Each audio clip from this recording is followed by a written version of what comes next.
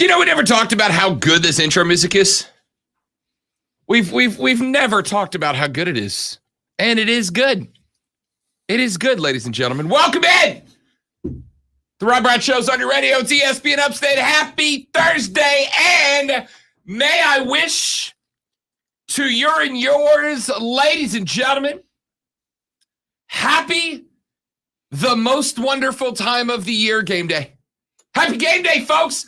Lonzo rolling up in the scarlet and gray today because the boys of TOSU get it going this evening. Wait. So you're coming out the gate hot at Minnesota. You saying there's a game on tonight? I mean, you wouldn't know because you decided to go watch other things instead of your football team. I will be doing both because I can multitask and have skills and I have a DVR and yeah. And who needs to watch halftime? I don't get why people are so fascinated with halftime and so I will miss halftime. I'll be able to watch every single down. I will catch up live eventually. It's going to depend on how many stinking trailers play at the movie. I don't know, man. I can't do it. I'll be on vacation this weekend. You know, we got the 3-day. We're off on Labor Day Monday. So we got the 3-day this weekend. I'll be out of town heading out with the lady friend to spend some time with fam. And it was made abundantly clear before we left, we drew up the schedule. My team plays at this time. Your team plays at that time. This is where we going to be. Let's call ahead. Let's make sure we got TVs at said watering hole. Let's put down the reservation, buy one of those televisions so that we can make sure we got primary viewing capability. We scheduled hours of our vacations, though, around making sure we have butts and seats for football time is all I'm saying. It's the priority. I think it's funny, watching live, if it's the first time you're watching it, it's live for you. And the fact that I will catch up, and unlike you, I can stay off social media because, control. And so I'm good. And plus, I just looked up the runtime for the movie. The movie starts at 6, unless there's like 30 minutes of stinking trailers. And it's a runtime of 2 hours and 12 minutes. There are 2 post-credit scenes. So that makes it 2 hours and 20 minutes long. So and my house is 10 minutes from the theater. I will miss the first quarter. I will come home, turn the game on, and catch up before the second quarter is over, and will not know what the score is. Will not care, and I will have accomplished 2 things in one day. Texters. Lonzo's excuse here. It's not an excuse. For missing opening day. I'm not missing it. See, you're making it sound like I'm not. It will be live. I will catch live. Okay. And I'm able to prioritize and do things how they need to be done. Okay. I avoid all the crowds from the movie that will be there tomorrow. Because people forget that movies come out on Thursdays, not on Fridays. I get there and enjoy the movie with the nerds. Yeah, but the movie's also still playing on Friday. Yeah, but I got other plans for Friday. Kickoff got other plans for Friday. Wow. So I'm there for kickoff. Does that affect Ohio State? Does it affect them that I'm sitting down there in my couch watching? I sink down in the couch sometimes, especially right now. So I'm sitting on my couch. Does it affect Ohio State? No. Does it affect anybody? No. I can watch a great movie, I hope, and then watch a great game, I hope, all in one night because I'm that good. If other people can't do it, that's not my fault. Texters. Lonzo's justification here. Is it satisfactory or is it sacrilege? Or is it skill? I mean, you want to try to shame me. You want to try.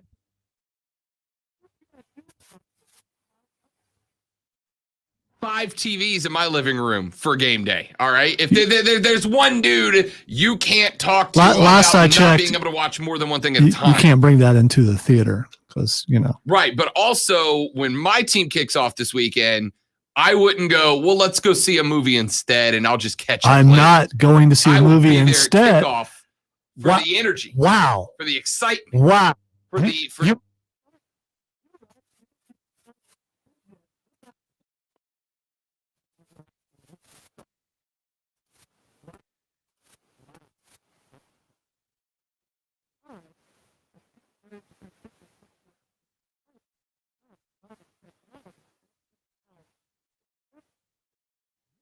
20th century where you have to be there for the start of the game.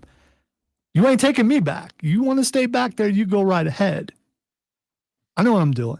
Texter says, ESPN, a Clemson fan would never miss opening day kickoff. Good for them. I think they're saying they're better than But I'm not missing opening day kickoff. Texter says, maybe a different story if it was a playoff game, but first game of the year, bravo for being efficient. So thank you. 1 for, 1 against here. I'm just saying. It's open, and it's not just open. Like, it's one thing if Ohio State was playing like Cal Polytech, I'd be like, yeah, all right, that makes sense. But like, Minnesota's not a bad football team, and this is one of like 3 games. Minnesota is not Penn State. Minnesota is not Wisconsin. Minnesota.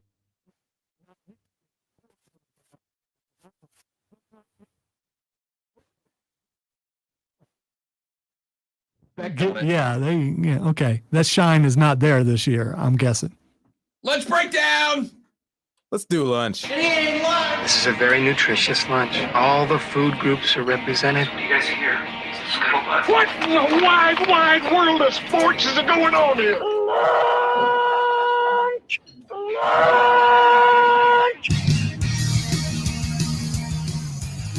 Texter says, and I quote, bro, you work on a sports show and your team is playing tonight. How are you not wanting to be glued to your seat, counting down, hashtag shame, shame, shame? Because not only.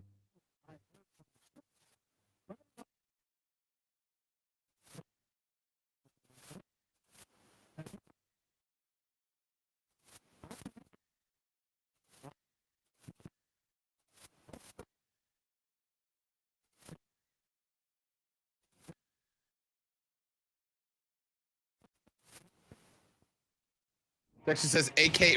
Rob, a.k.a. Caveman? Zoe is right on this one. Movie, then game. So it's 2-2 here. 2 team Brownie, 2 team Zoe. I've been shamed by many things. This ain't going to work. You can keep trying. It ain't going to work. Item number 1 on the lunch breakdown of 3 things you have to know before you go start talking sports with your friends, family, coworkers, or the dog. Team USA Soccer begins their World Cup qualifying this evening. It is time to, or at least give a run at, exercising the demons of the last World Cup qualifying cycle. Exactly 1,423 days ago, the United States lost to Trinidad and Tobago, preventing the men's national team from qualifying for the 2018 FIFA World Cup. Qualification for 2022, a 14-game path to Qatar, begins tonight in El Salvador, in the capital, San Salvador, in Estadio Cuscatlán. Finishes March 30th in Costa Rica. The first 3 matches of this schedule take place this month, beginning tonight, before they resume up in October. The Americans take on El Salvador. So far this evening, they will be playing 8 matches between now and November 16th, with 1.7 points per game needed on average to keep with the pace of what has been the qualifying number. Remember, 3 points for a win, 1 for the draw. So you need, over the next 8 games, 1.7 a game, meaning you need to win 4 of those at the minimum to get there, as well as have no more than 2 draws in that run. It is going to be an interesting lineup. Now, we got the breaking news yesterday that Christian Pulisic would not be with the team. Christian Pulisic will not be on the team. He is continuing to recover from a bout of COVID-19. He is clear of the virus. He is tested negative, but he is not in match shape. Remember, he had to miss the last 2 matches in the start of the European Premier League for Chelsea, a win and a draw not involving Christian Pulisic. He trained with the team last week, but was not considered match fit to travel with them to El Salvador. So we will have some options to fill in that spot. But Giovanni Reyna, Weston McKennie, Tyler Adams will complete the quartet of attacking mids, which we should see a lot of folks, a lot of action from that attacking mid, even without Pulisic. Those other 3 have gotten a lot of teams or a lot of games with that lineup in the middle. It should be very, very interesting. But tonight, the first challenge, then they come up against Canada on Sunday before they wrap up their first 3 matches just a few days after that. I would be very intrigued to see what happens with that game against Canada. But the most important thing here for the Americans, do not look past El Salvador. Do not look past El Salvador.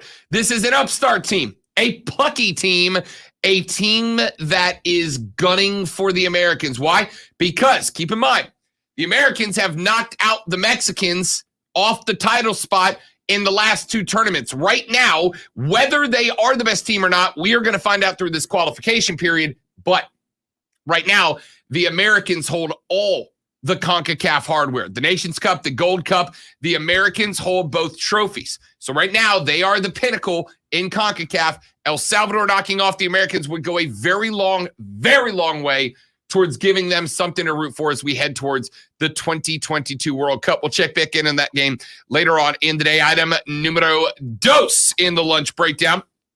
And by the way, Wes, hang on the line, coming to you in just a second.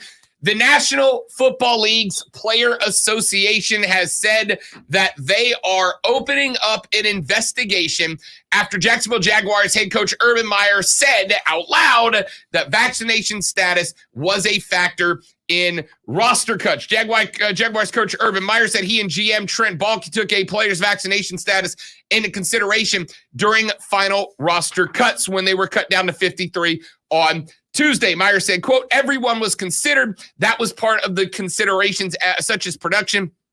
Let's start talking about this. And also, is he vaccinated or not? Can I say that was a decision maker? It was certainly in consideration, end quote. But George Atala, NFL Players Association Assistant Executive Director for External Affairs, told ESPN via email that Meyer's statements have led them to open an investigation.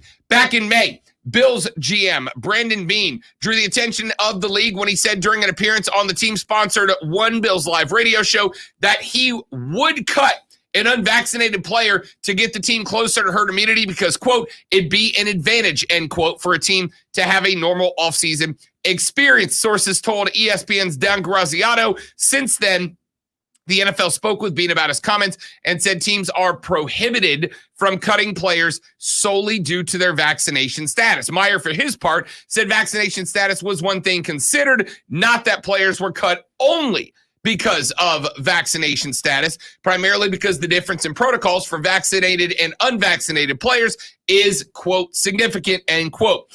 An unvaccinated player who tests positive or is classified as a high-risk close contact would miss significantly more time than a vaccinated player. Vaccinated players are tested weekly, and those who test positive required to be out for 10 days. Vaccinated players cannot be identified as high-risk close contacts, but if they are exposed to someone who tests positive, must wear a mask inside the facility and test daily for 5 days after the day of exposure to ensure they do not trigger a positive test. We're going to talk about this coming up later on in the show, and I have a question regarding a couple of tweets that I received yesterday when we talk about this type of topic that I want to get to.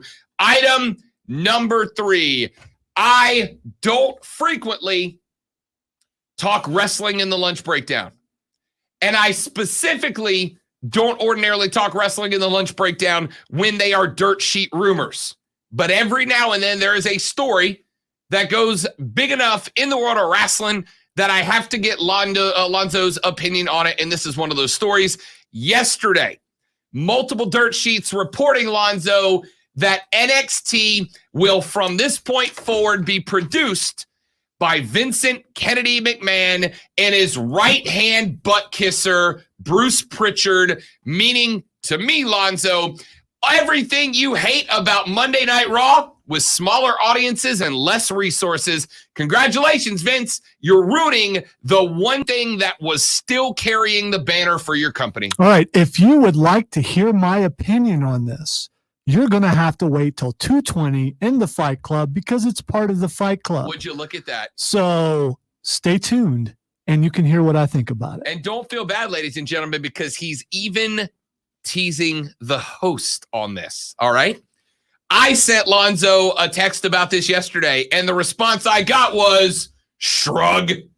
So we'll see at 220 for Fight Club, which I will not forget about. Wes is on the phone. Let's get Wes in here before we take our first break of the day. Wes, what up, man? Welcome back. Hey, Rob. I love you to death, Rob, but I'm going to have to say I got Lonzo's back on the DVRing of Ohio State. And the reason being is because when he gets home, he will be able to focus 100% on the game after he comes home from the movie. In a bar, I'm sorry, dude, you can't 100% focus on the TV screen sitting in a bar because there's always somebody in your ear. Okay, a couple things. Number one, most of the time I don't go out to bars from my own game, and I'm on vacation though, so I'm going to. But second, I'm going to disagree on that. But the point isn't that what Lonzo is doing. I'm saying my man he has kickoff tonight at 8:00. Knows that his Buckeyes are playing in a game that I think might be a little more contentious than he thinks it's going to be. And he was like, nah, I'll do something else. I'll just catch up with the Buckeyes whenever. When they are in a playoff run this year, man, I don't know about you, Wes. I got to see kick to final whistle live as it happens if my team's a contender. I do understand that. I understand where you're coming from, but I'm not going to give him grief over that. I'm not going to give him grief over that. It's just a football game. It doesn't hurt anybody out here except for Lonzo. Fair enough. It doesn't hurt me either. I am researching an important story, and it is important. And I'm not joking about this, about the possible demise of theaters in the United States and the world. We speculated on this for a while. This should be one of those movies which should make a lot of money. I'm interested in how many people show up to the Thursday showing. It's supposedly going to be one of the biggest of the year for the Labor Day weekend. I'm interested in that. So I'm doing research for other things for another show. And then I'll be watching my game for me and for this show. So I am taking my job seriously and covering both aspects of said job tonight because I'm dedicated. I'm committed. That's what I do. I'm filing this one up there with the Rob likes robo umpires. Therefore, he wants to make all current human umpires homeless and sad. That's what I'm filing that one away with. Also, Wes, for the record, the day that Lonzo and I stop giving each other grief on air is the day that our boss pairs us with new partners. Can we be real? It just is what it is. Well, there are different kinds of grief, which can lead to other pairings also. Quick break. We're back after this to talk football on the Rob Brown Show on ESPN Upstate. Golf cart.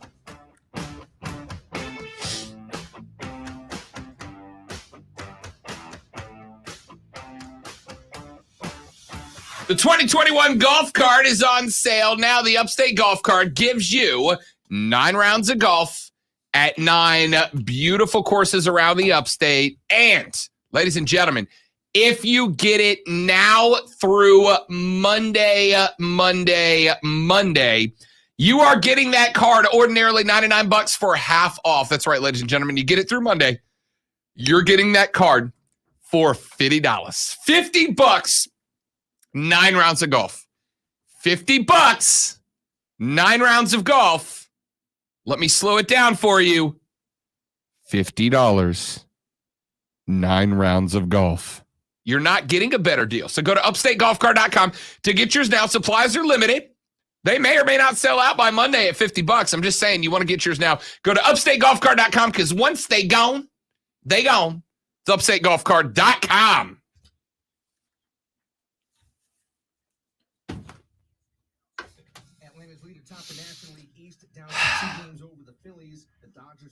I know I put that in. Why did it not take?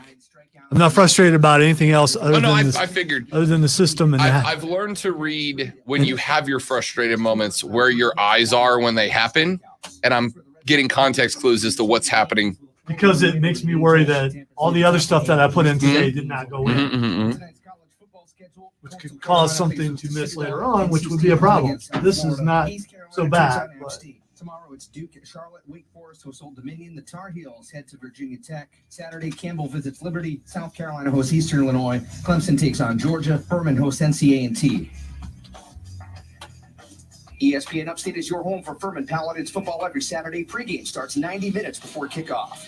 That's the Sports Flash. I'm Chuck Sanders on ESPN Upstate. Upstate Sports Center update powered by The Score. The Atlanta Braves have a Cub series against the Scores, discussion, interviews, and more on the Saturday Morning Scramble powered by Founders Federal Credit Union. Every Saturday from 8 to 10 a.m.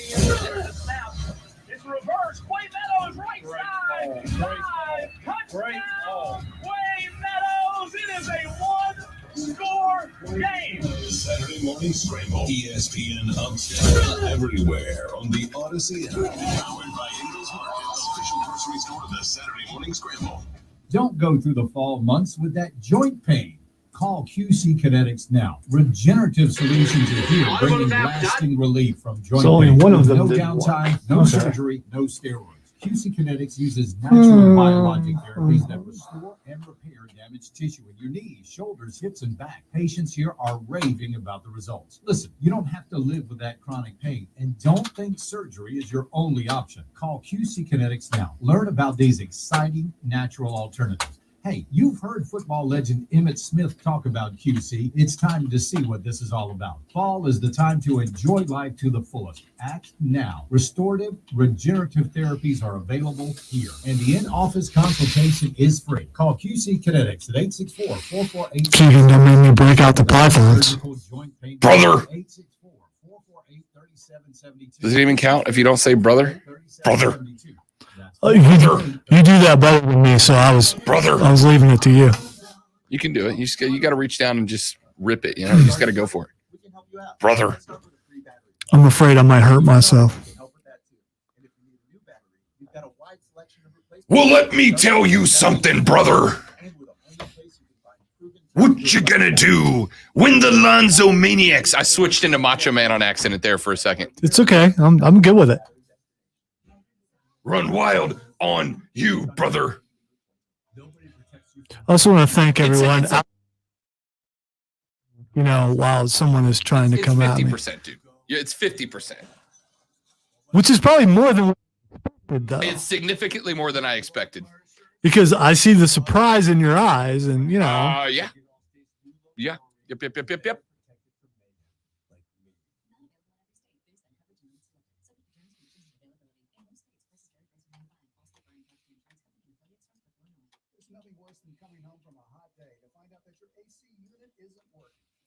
I would say I rarely watch anything completely live anymore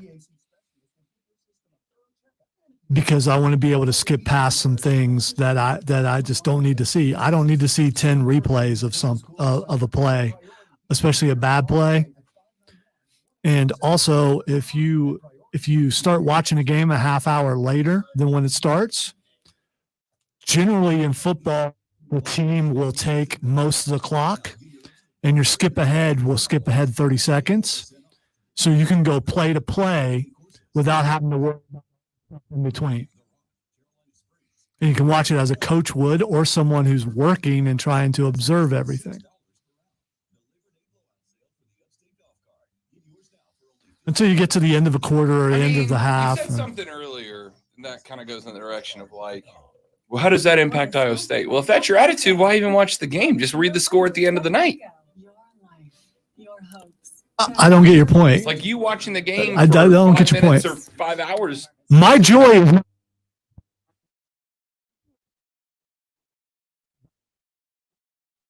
I'm just excited hitting. You're listening to the best sports talk show.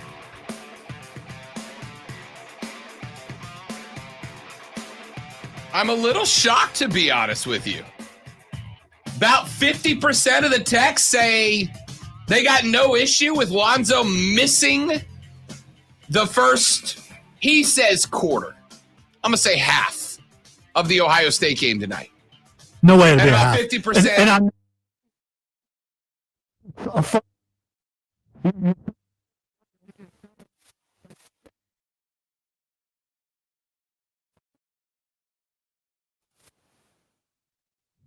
Texter says, ESPN, go Lonzo. Another texter says, you're being efficient. Another texter says, you work on a sports show and your team's playing. How are you not wanting to be glued to your seat? Another texter says, stand your ground, Lonzo. I'm a Clemson fan and I will miss the game Saturday for a 311 concert. Music over football any day of the week. Time out, though. Because here's the thing. What Lonzo is missing... And that game is more impactful 100% than what I'm, because they will watch it later. What you are missing the game for, you could walk out of here at 4:00 this afternoon, and be back in your chair at home in time. No, I can't because it doesn't. The earliest showing is 6:00. If there were a 4:00 showing, that's exactly what I would have done. But You're there telling isn't me one. Shang-Chi's not playing at 4:00 anywhere until, well, I guess it is a Thursday. It's a Right. day. The premieres, they It is can't premiere day. can't do the premiere till after a certain Yeah. time. So I mean that's how that works. But going to see a concert, how many times have you had to put something off because you have to do something else? Going to a concert is different because a movie between now and so the reason Zoe can't go see it Sunday, for the record, is because he wants to be able to talk about it on the Upstate Pulse on Saturday night. Right. Because Lonzo doesn't give a gosh darn if he spoils that movie for you on Saturday, literally less than 24 hours after it premiered or not. I would say tune in, but you're probably watching football. So that's fine. Correct. But you can watch it later on the Facebook Live feed. So Lonzo's going to spoil that movie for everybody on Saturday on the Upstate Pulse. So he has to see it by Saturday at 7:00 when they go on the air. Right. That's plus earlier for time to show prep. Why would you not just see it Saturday before the show? It's also a matter of family and who's going to see it with me and their availability to go at a certain time and other things that are planned for Friday and Saturday and things like that. You are getting ready to go on a weekend where everything is planned out. Everything is pretty much planned out for me for the next couple of days, including this. And this was the best place to fit it in. 311 concert, by the way, I understand. And here's why. There's a lot of movie availability between now and Saturday. There's only one 311 concert. I would accept if Lonzo said, I'm missing Ohio State tonight live because I'm going to see this concert. Thank you for amending that because I'm not missing it. If I'm missing X amount of time, still not missing it, of the game live for this concert of this band I really like because they're just here for the one night, that's one thing. But a movie, that movie's going to be shown 80 times between now and the time you talk about it on the radio. And, well, no, I was going to say, or you could just say on Saturday, hey, by the way, I watch football instead of seeing this movie. We'll talk about it next Saturday after the week-long spoiler period, but that's not your style. All right, I didn't want to go here, but I'm going to. Bring it! So, Rob is a great lover of wrestling. He is. When is the last time Rob watched wrestling live, because I happen to know that he does not watch Correct, a wrestling DVR. live. Thank you. A DVR. But if you can't. You're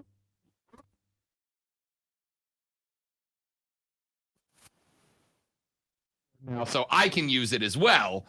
You are conflating. Somebody just texted, Rob hates Tim Tebow and Family Time. You are trapping me because now you're trying to make me dump on wrestling. I said I didn't want to go there. You kind of forced my hand. All right, here's some of the other texts that have come in. Then we got to take a break. Texter says, ESPN, the little respect I did have for you, Lonzo, is now gone. Wow. Man, that took a while.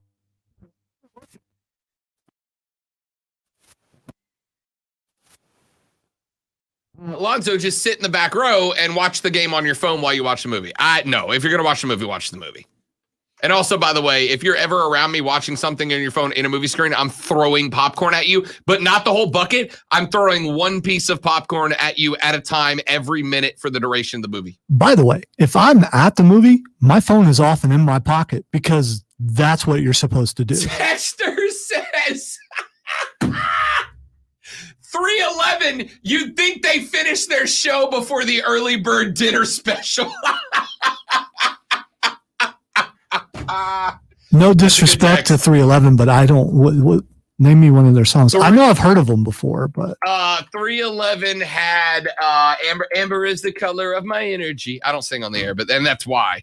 Amber was a big one. Really, because you sing on the air almost every single day. But like I do dumb songs, not like real ones. All Mixed Up was one. Beyond the Gray Sky was one. I think I know All Mixed Up. They're kind of jammy. Yeah, I mean, no disrespect at all. I just wanted to know. This text is for you. Somebody texted to the other station. Seriously, people, does Roger Davis actually work for the left? That's my favorite text today. That's just for me and Lonzo, but I love that text. It's also very stupid. And how dare you despair?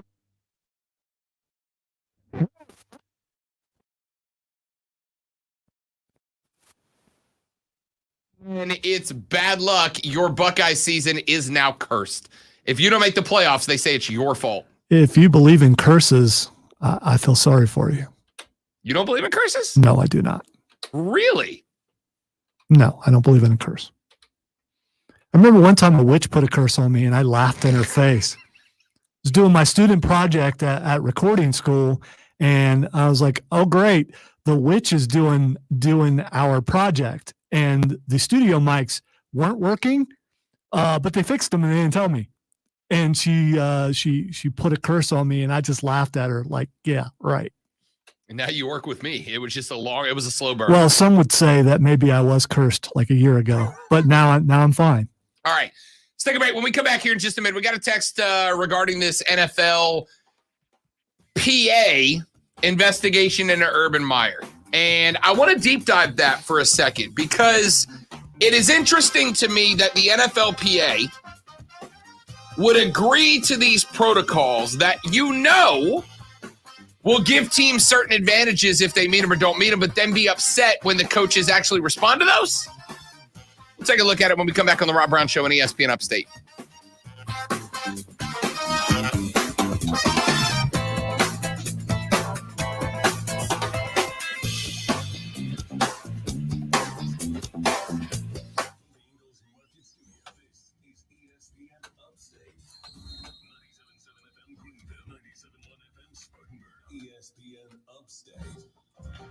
An Odyssey station. With the help of Cheerios Oat Crunch Almond, I get everyone's morning started with a smile. Delicious and hearty combination of the Cheerios we love will bring oats and sliced almonds for an extra crunchy crunch. That's how I set the rhythm for a great day. Amber is the color of energy. Look for Cheerios Oat Crunch Almond in your local grocery store. This feels so weird. It's like you're wearing a wig because the hair's not touching my head. So every once in a while, it will hit my ears. Like, ugh. I do feel elite wearing it, though. You feel elite wearing it? All elite? Yeah. So I was hoping you would get that. You know. Could you super kick somebody? Today? No, no, I could not. I could barely lift my leg an inch right now. Still wouldn't trade it for anything. The curling was a great experience. The pain afterwards now, not so much. If we were in better shape, I say if we were in better shape, it wouldn't be so bad. But we were warned. We were absolutely warned. 100% we were warned.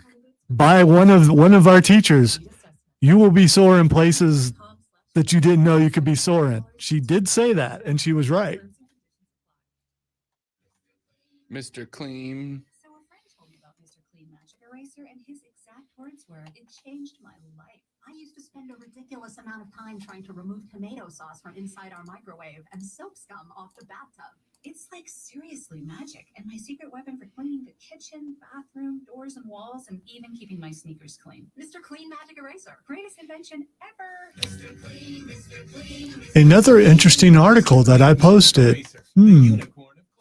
What's stopping you from getting the original Peloton bike?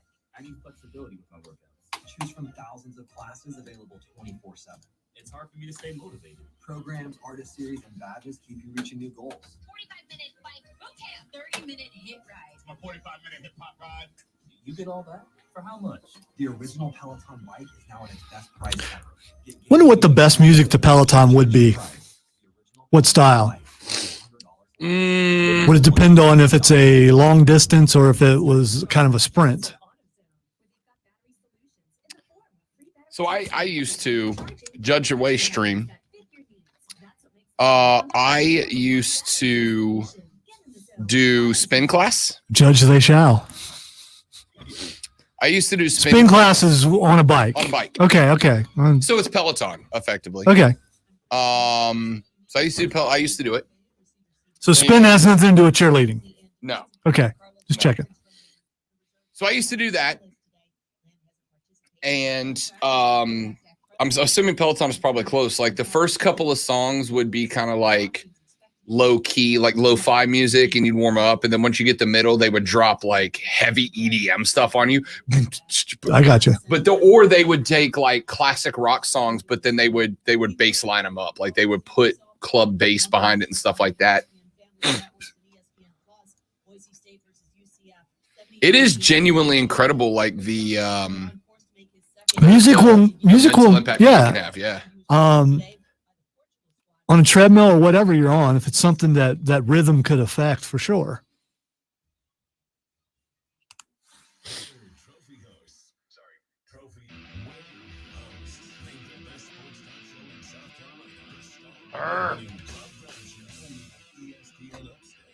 The Rob Brown Show back on your radio. It is ESPN Upstate. Rob Alonzo and you. Be a part of the show. Texter says, what a bunch of horse beep from the NFL. They put measures in place to incentivize and give a tactical advantage to teams who meet the threshold. Now they say teams can't take that into consideration when making cuts. What a joke, end quote. Well, a couple of things here I'm going to start with. Keep in mind, this is not the NFL that has opened an investigation into Urban Meyer. This is the NFLPA that has opened an investigation into Urban Meyer. If you missed why, Urban said earlier in the week that vaccination status of players was a part of the considerations they took whether to cut a guy or not. Great timing. Bless you. I'm not going to count that one. Yeah, I was in panic mode there. Sorry about that. It was very tactical. Very tactical. I was trying to hit the old tactical cough button there, but I missed and I hit the off button. That's on me. Anyway, so Meyer said early in the week that vaccination status was a consideration, not the only one, but one of the considerations that they took into their thought process when they were deciding who to cut or not. And the NFLPA is not super thrilled about that.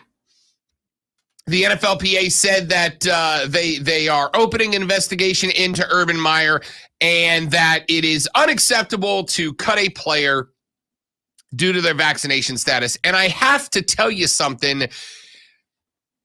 That should come as a shock to precisely and exactly no one.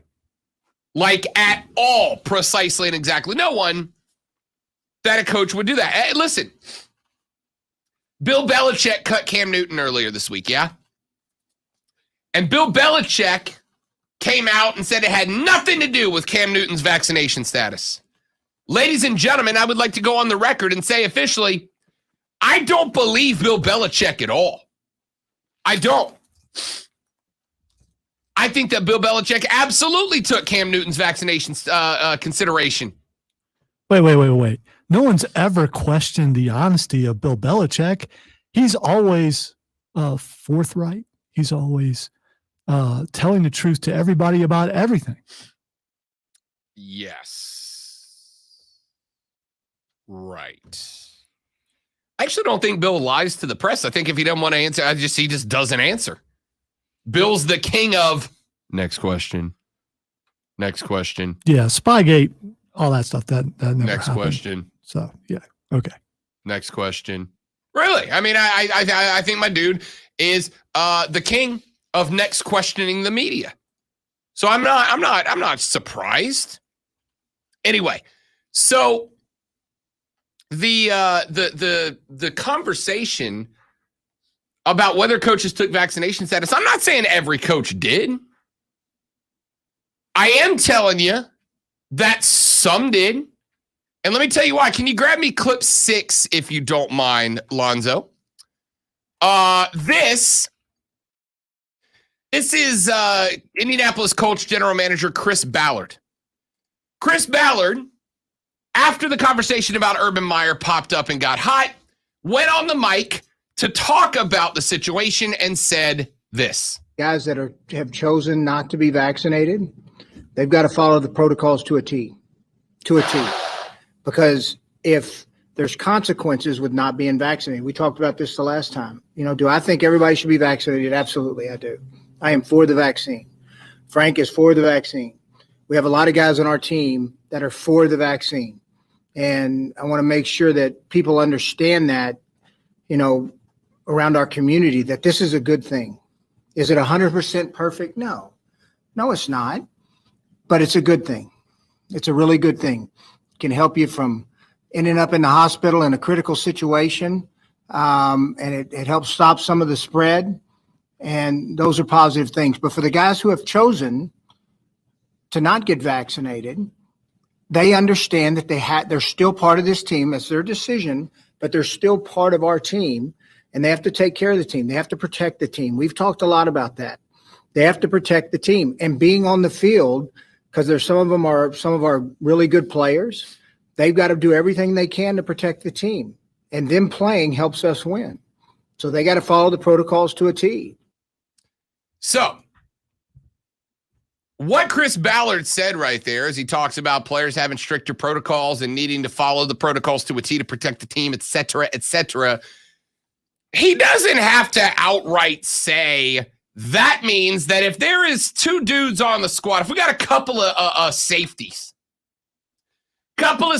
both vying to make the squad, and they're pretty neck and neck with each other in terms of production, in terms of intelligence, in terms of this, in terms of that. We got 2 guys that are pretty neck and neck with each other, vying to make the squad, and one's vaccinated and one's not. You know which one we're giving the edge to. And I talked about this with Cam. I suspect that part of the reason Cam got let go was because Cam's not vaccinated, already missed time because of Rona twice now.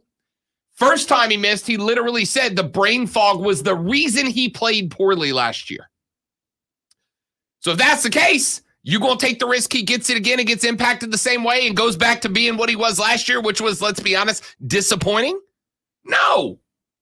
Not when I got another dude sitting right over there that is and won't have to miss time. Or if you're fortunate, won't have to miss time.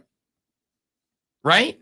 Is significantly less likely to miss time. Let's say that. Because yes, before the chorus of text comes allegedly, you can still get the vaccine and still get the virus. Yes, that is correct. You know, if the virus, if the vaccination was, if it was 100%, wouldn't be having these questions. But you can't say that because there are too many people who are fully vaccinated who are getting it. So, Correct. so Mac Jones, whether he's vaccinated or not, is his own business. But if he is and he catches it and he's out, how's that any different than Cam Newton? Because A, he's less likely to catch it. Do we know if Mac Jones is vaccinated? No, we don't. Right. No, we don't. But you know who does? I guarantee you who he knows. Because here's the thing, right? Because Cam Newton said it's a personal decision. Anybody who says, I'm gonna go on a limb here. I might upset some people with this, but it is what it is. Lonzo, anybody who says it's a personal decision is unvaccinated. 90% of the time, I bet you that's true. You can make that generalization, and I could also make a generalization. Anyone who is happy when someone who's not vaccinated gets axed from their job is a liberal. I mean, there's a lot of things that we could say along those lines. What it comes down to is the NFL hasn't said you have to be vaccinated. So it is not an exact requirement. So if it's not an exact requirement, they're sending a mixed message. They absolutely are sending a mixed message. We want everyone to be vaccinated, but we're not telling you have to do it. But if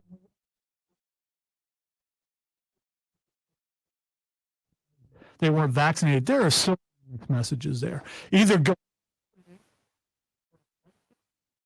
I don't disagree with that. In fact, if the NFL mandated vaccination for players, okay. That's their right. Hey, you're a private business. Yeah, you're a business. You can do that. Yep. But you mixed signal to the public and to the players. I mean, but you've already did that when you required everybody around the team to be vaccinated. But our special guys, our fellas, Get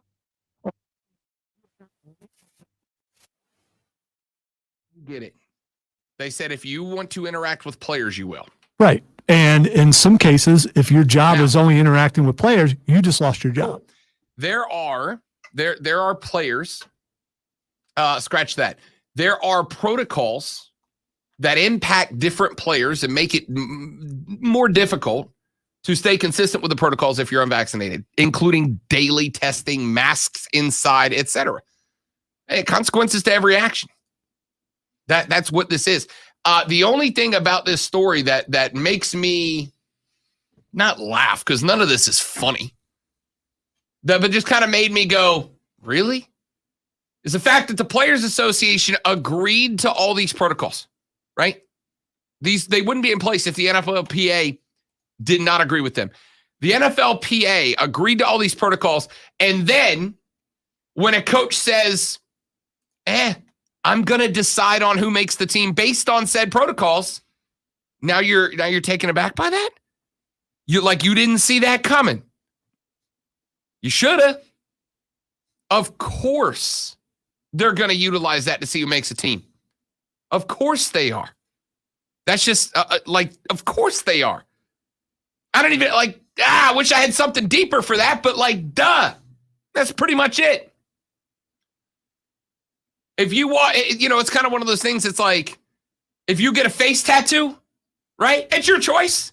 Do what you want to do. You want to get a face tattoo, bro? Get a face tattoo. But you also understand that the ability to get a job drastically decreases with a face tattoo, right? You ain't walking into a bank and getting a job with a face tattoo. I get your comparison, but it's not a great comparison because you can look at 10 people walking down the road and you can't tell who's vaccinated and who isn't. I concur. I agree. I'm not drawing a direct analogy between face tattoos and vaccination. I'm drawing an analogy between the consequences of the NFLPA making that decision and then making a shocked Pikachu face when an NFL coach goes, wow, I'm going to respond to that. I just pictured Belichick as Pikachu. Oh, what an ugly Pikachu. Quick break. We're back after this. Rob Alonzo, it's ESPN Upstate.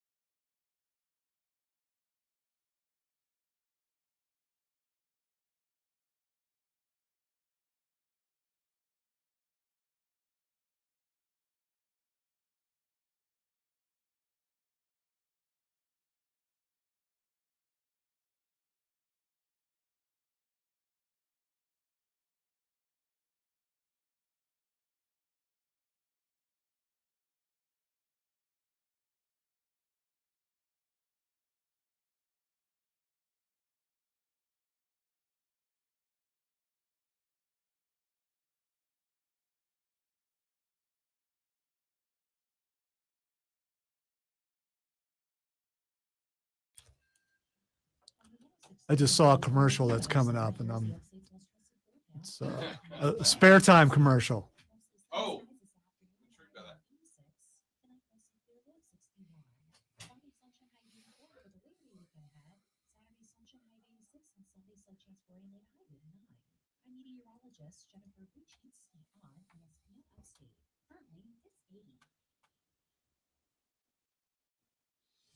Keep up to date with every Upstate high school football game in real time with the ESPN Upstate score stream at ESPNUpstate.com.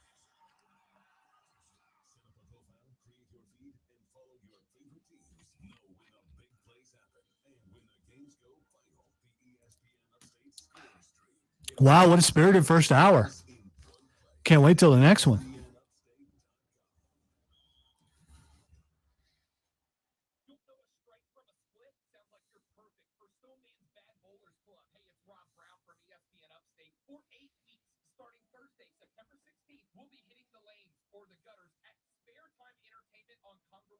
Bring your team or just bring yourself, and don't worry if you're not that good. It's Stoneman's Bad Bowlers Club for a reason. Get over to classicrock1011.com/bowl right now to sign up. Stoneman's Bad Bowlers Club, only at Spare Time Entertainment, sponsored by Michelob Ultra. Hey, it's ESPN Upstate's Mark Ryan. Join me and those Markets this and every Thursday from 3 to 6. I'd interact with you, Keegan, but my head thing's too tight.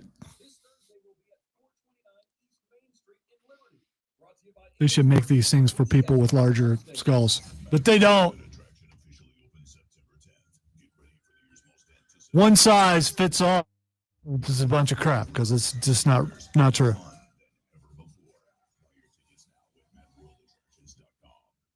This feature is sponsored by Dell. Find everything to do business better during Dell Technologies Labor Day event. Save up to 45% on select business PCs with Windows 10 Pro. Rise to the challenge with modern devices. Call 877-ASK-DELL for a Dell Technologies advisor. That's 877-ASK-DELL. ESPN Upstate is your home for Vernon Paladins football. The Paladins kick off the 2021 season this Saturday, 12:30 versus North Carolina at A&T. It was your spot, by the way. The spare time. Interesting. Very, very interesting. I joined the Army National Guard. I'm proud of where I'm from, and as a soldier, I get to give back to the people that help me succeed. The training and leadership skills I get from the Army National Guard help me every day when I teach young people and look out for my community. If you'd like to learn how you too can serve part-time in the community you love, visit nationalguard.com. Sponsored by the South Carolina Army National Guard, aired by the South Carolina Broadcasters Association and this station. Like frequent gas and stomach pain for years. I was in all the time with daily diarrhea. At first, I thought it was what I was eating. I kept thinking it was stomach issues. So I did my Oh no! talked to my doctor, and we finally uncovered the truth. One Piece is close to its conclusion. Say again? The anime I'm watching that has over 800 episodes, it's coming near to its end.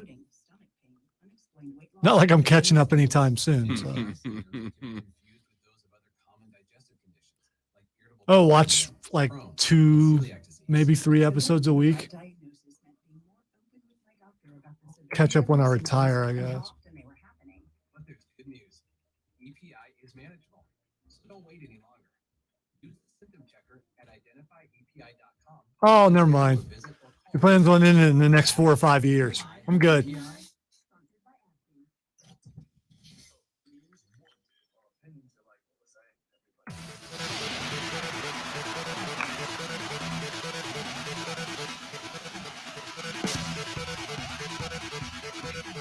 Wrapping up hour number 1 of the Rob Brown Show. Coming up in the next segment, we talked to Rashad Beard of the Panther Nation podcast. Ladies and gentlemen, we are just a tick over a week away from week number 1 of the Panther season. We're going to be starting to break down games coming up. The Jets, Sam Darnold's a former squad, coming to the Queen City to take on the Silver and Blue, and have an announcement to make for you Panthers fans, particularly those who are needing something to do to tailgate and party. Oh, I know what it is. There you go. Over towards the Boiling Springs area. Yeah, boy. We'll be doing the Carolina Kickoff Tailgate Show live on Sundays and Thursdays, and I think a Monday. Before every Panthers game, I'll tell you all about that. And Rashad Beard joins us next. Then we've got 5 picks for you tonight. 5 picks from tonight's slate, Lonzo and I are going to make to get our year-long picks competition underway. That's next on the Rob Brown Show. This is ESPN Upstate.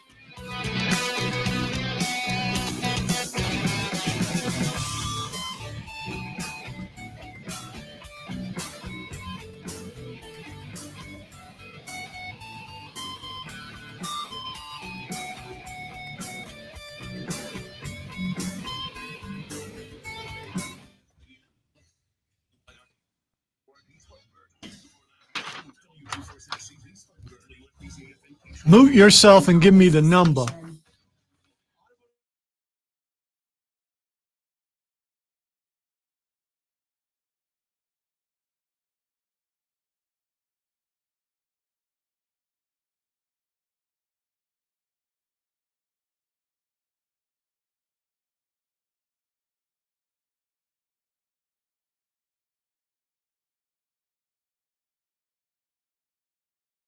Sweet. Awful lonesome in the chat, says Keegan. Yeah, it really is a little slow today. I see people popping in and out. We got up to like 12 viewers earlier at a time. We average somewhere between like 4 to 8 usually. Download the Score app today. Lightning fast sports alerts so you never miss a thing. It's why the Score app is They're intimidated by my headband. I don't blame them. They jump in. Whoa.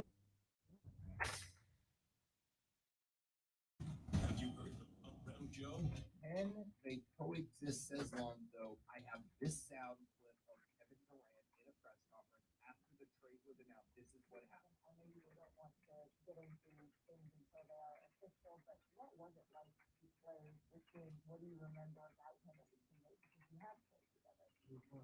Sounds like a guy ready to coexist to me, Lonzo. Hey, Kevin Durant, you played with James Harden back in the OKC Thunder days. This is a guy that's your teammate. Can't for you to talk Hey, speak to Rashad, please. What do you remember about playing with him? Nothing much. How are you?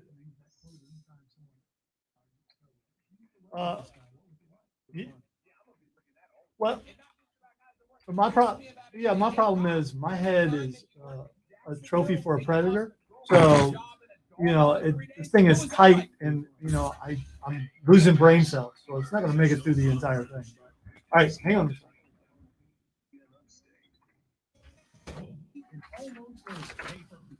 Rashad says that a headband is his thing. Oh, he's a headband guy too? He says he's a headband thing. I'm guessing Rashad probably has a normal size head. I just do not,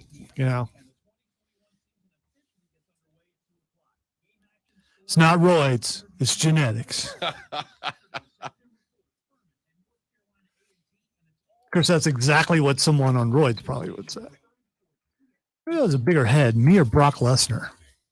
Brock. You think so? This, and I don't mean it to say the way some people in the chat are going to take it. Brock has a bigger everything than all of us. Okay. Okay. Let's just be honest there.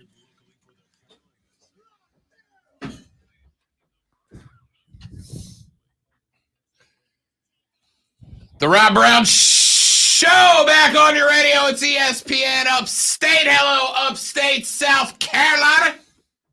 I am Rob the Great One, the pinnacle of professionalism, the headbanded one, Lonzo, directly across the glass from me, both metaphorically and quite literally. You're going to break that eventually. If I break this glass, then it doesn't need to be there. You know what's holding that up? Not much. Yeah, that's my point. To the phone lines we go, as we do every single Thursday at 1 o'clock to talk a little Nash Football League. Talk to Carolina Panthers with my guy, Rashad Beard, host of the Panther Nation podcast, our Carolina insider, to talk some silver and blue. Rashad, what's up, big fella? What's going on? I'm not quite so big, but what's good, man? Hey, listen, I saw Zoe was trying to take my swag with the headband. I had to let him know about that. We got to talk about that, Zoe. I love it. You can have this particular one because I'm having trouble thinking because it's My head's just too big, man. I don't know what to do about it. They got it. I wonder. I'm gonna have to check and see if DXL makes headbands. Maybe that's where I need to go. Nice. Rashad, my man. What's up? We are a week and 3 days away from week one. Like I had a last weekend. I'm so used to the way it used to be where you play 4 preseason games and then the next week is opening week, that this past weekend when the preseason wrapped up, I was like, yes, week one next week. And I remember we got a week off unlike seasons past, but now we are a week and 3 days away from the start of the Panther season, man. How you feeling right now? Yeah, I'm good. It caught me off guard too because I'm used to the week 4 and then going straight into it. So I was expecting the game and I forgot. So it's all good. Listen, I do like the break though. It gives me a little bit of introduction into college football. So we take that 1 week, get to college football, and then get right to the NFL. So I like it, man. I'm ready for it. It's been a lot of we have a lot of expectations to fill. So I'm ready to see it. I'm tired of the guessing. I just want to see what the Panthers have and Sam Darnold, the offensive line. I need to see all this work in action. And so I'm ready for it. I can't wait to see it, and I'm excited for it. Rashad Beard, host of the Panther Nation podcast. Find them on Twitter at Panther Nation PC and on the YouTube, where you can find all of their stuff every single week. It's a good watch. Let's go ahead. I mean, obviously, I know next Thursday, we're really going to deep dive into game 1 against the New York Jets, but we can kind of start looking ahead here. And obviously, Rashad, the big storyline is going to be Sam Darnold and his opportunity to get a little bit of revenge against the Jets, the team that, if you believe as I do, is part of the reason that his development in the league was bad. He gets a crack at New York again. Does he strike you as the guy that takes that into consideration? Like, you think that Sam Darnold is going to be motivated by any sort of revenge factor, A, and B, if so, how important is it for him to come out and be able to basically show Carolina that, look, I was being held back by the Jets, and I can prove that to you now? Yeah, and Sam, so just to answer your first question, Sam does not seem like the type of guy that, we had one guy come back to Carolina a couple years back, and that dude's name is Steve Smith, and he absolutely destroyed us in that game. Called the blood and guts game for a reason. Mm-hmm. But Sam Darnold does not strike me as the guy, and he said it publicly that, it's just another game, and it just seems like that's the way it is for him, and I think that's pretty unfortunate. I mean, I'd like to see this dude, really, really, take it, for what it is. I mean, like you're saying, like they really kind of maybe hindered his development and they let him go on a rookie deal. Like that's a bit disrespectful. And so I think that, I love to see the fire come out of Sam. And if it's one game to do it, it has to be this game. And I really want to see Sam Darnold light it up. And I got to tell you, and this is speaking on behalf of Panther Nation, because, we have a rather large audience, and they let it be known that, listen, week 1, no excuses. There is no excuses. The Jets are reeling. They're dealing with some injuries. They have a rookie quarterback. There is no excuses for this coaching staff, no excuses for Sam Darnold, no excuses for anybody. I mean, there's no excuses for this team not to go out there and dominate. Well, let's not say dominate, but let's go out there and get a W. All right, there's no excuses for this team to go out and get a W. Sam Darnold has all the reasons to go out there and light it up. Like you said, prove the Jets that, hey, you did it wrong. You got rid of the wrong guy. And for Carolina to finally say, hey, this is our guy. This is our quarterback. And so I think that he has every opportunity to go out there and do it. And there's no excuses from anybody. Year 2 from the coaching staff. So listen, the pressure's on, I think. And it may be right, wrong, or indifferent, but the pressure is on for week 1. Because if we lose this game, they're going to have a lot of questions to answer. And I'll just leave it at that. We are talking to Rashad Beard, host of the Panther Nation podcast. Look, we've talked a lot about what we expect out of the Panthers. I think for the most part, most everybody I've talked to, Rashad, says that hovering around, listen, I know it's not going to be exactly 500 because we got an odd number of games, but around that 500 mark seems to be what would be considered a successful campaign to grow on this year. But to reach that mark, Rashad, I hate to be cliche.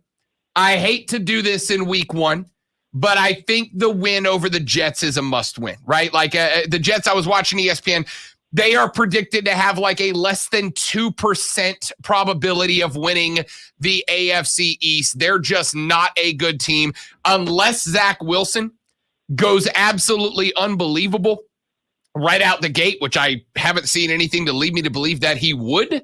I think the Jets game is a must win. Yes or no? Yes, 100% a must win for the Carolina Panthers. 100%. No doubt.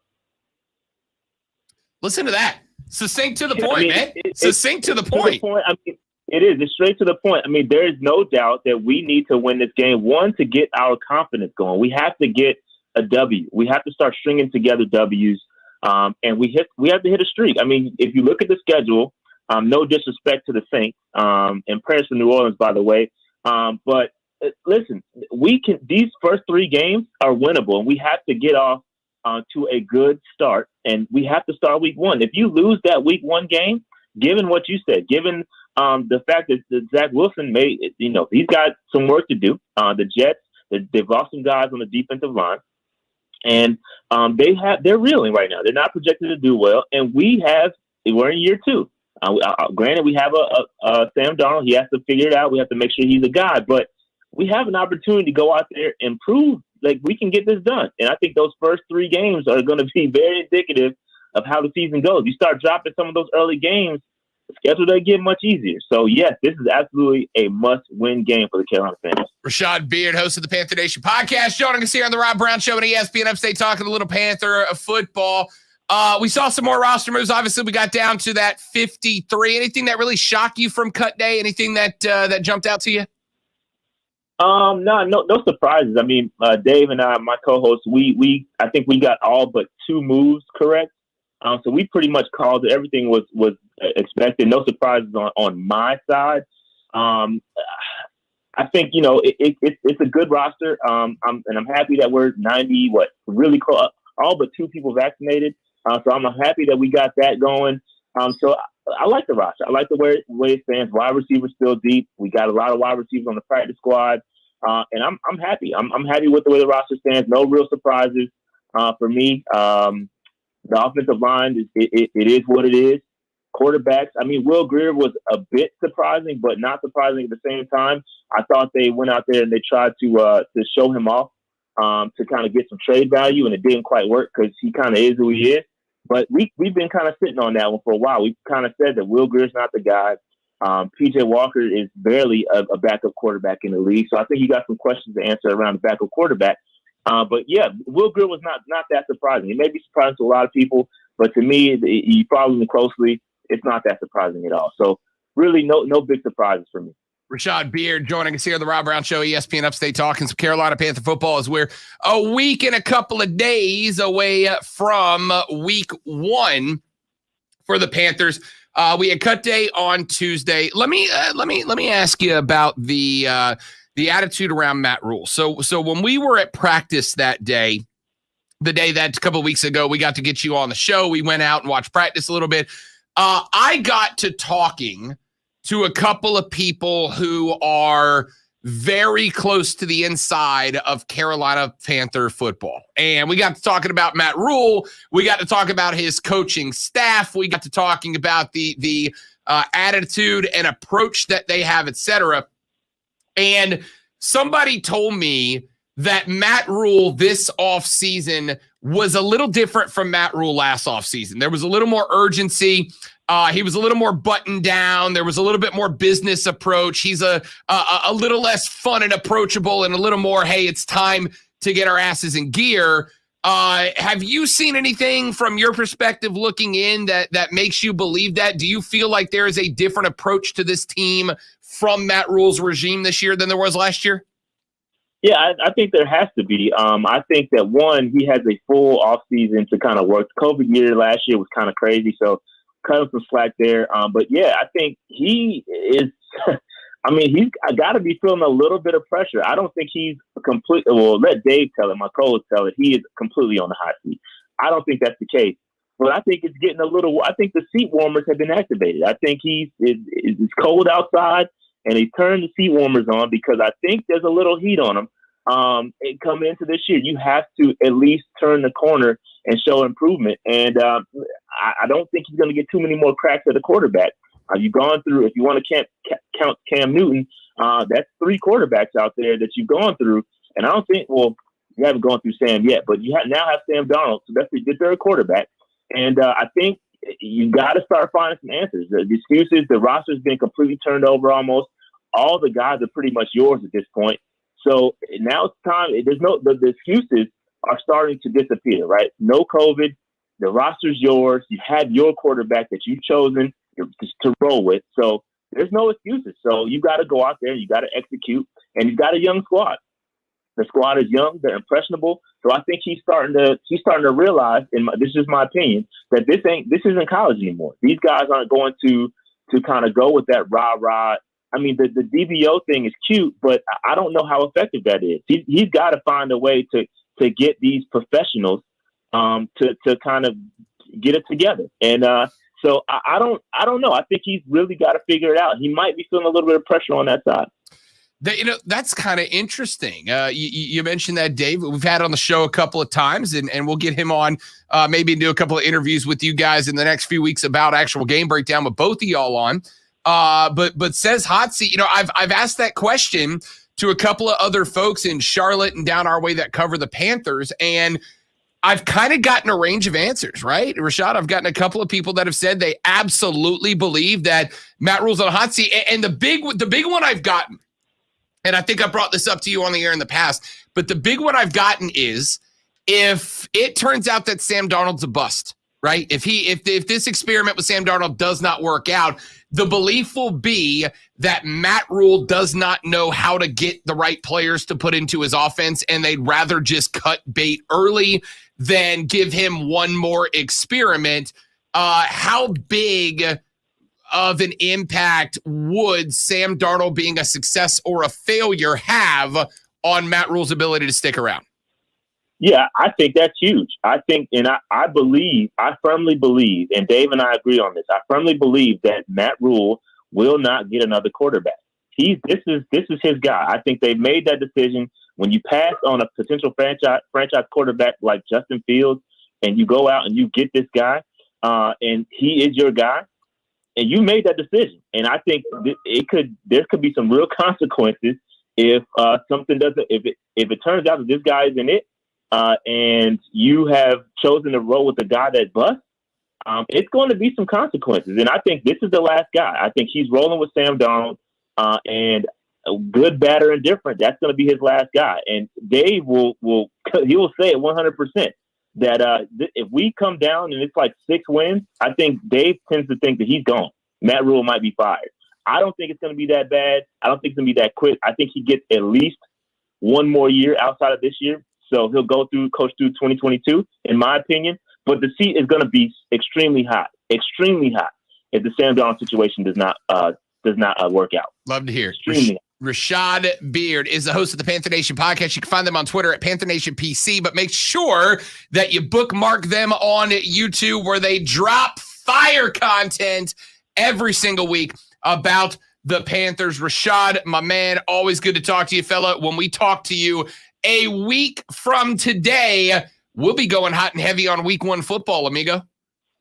Yep, let's get it. I'm ready for it. Love it. Love to hear it. That's Rashad Beard. Again, Panther Nation PC on Twitter, and search Panther Nation Podcast on YouTube to get all that content from them. Thanks to Rashad Beard for joining us. And I don't know, I guess technically it's breaking news, right? Like, we are breaking it for the first time on the air, right?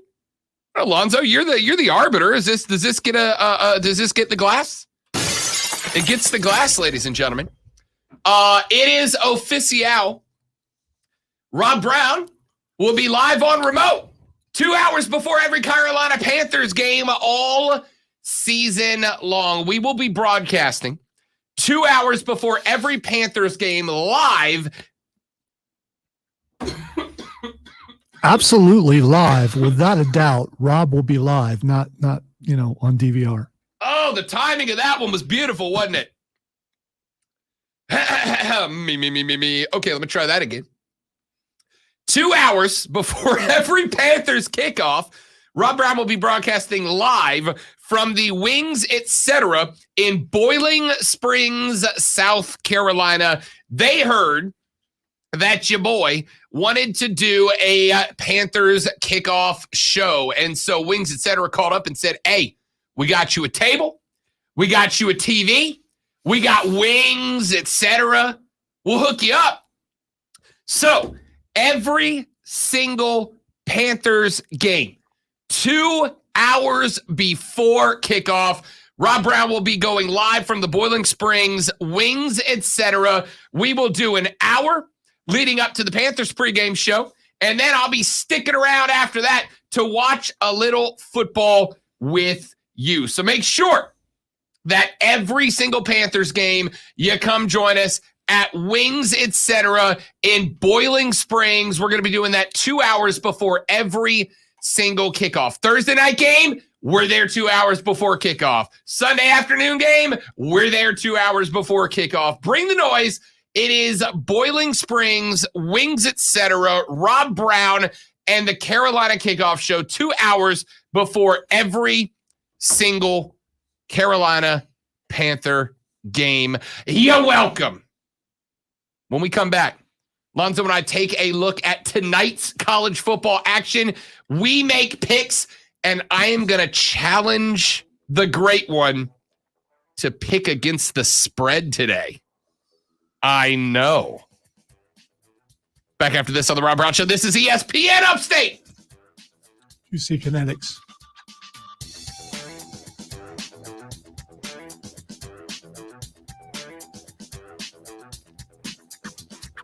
Our friends at QC Kinetics want you to be able to live your life without chronic joint pain. And listen, here's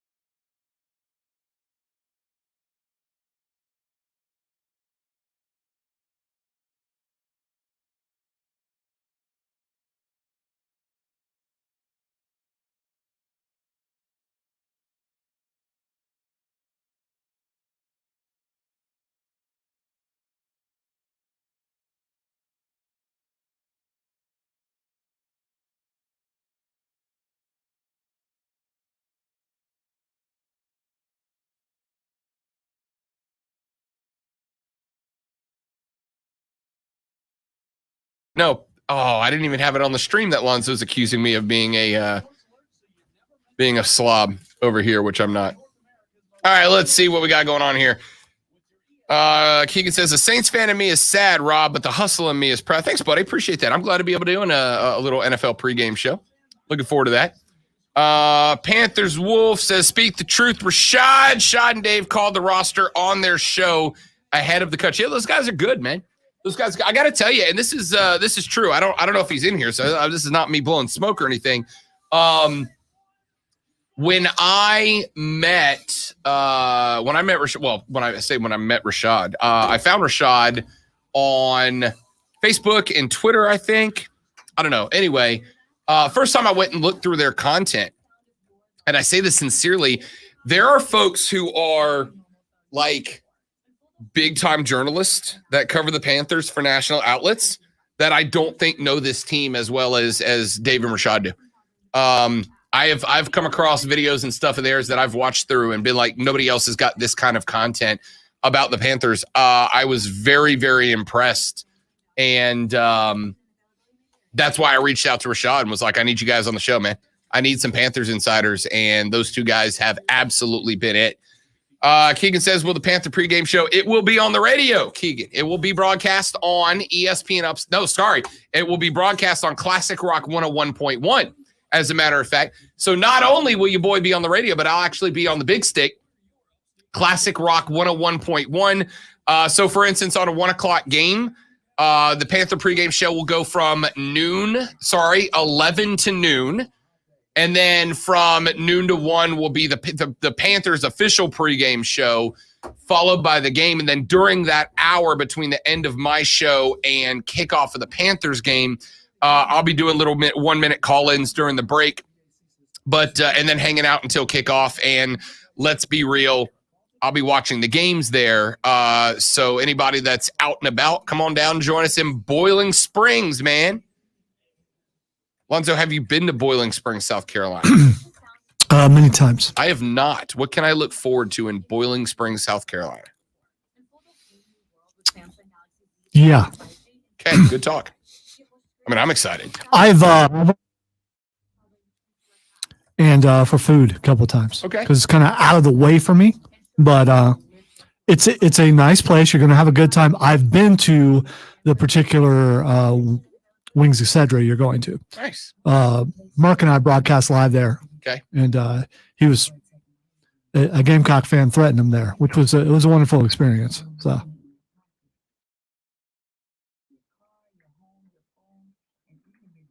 That was the beginning of the relationship that particular person has with a certain fan base. It was good, though.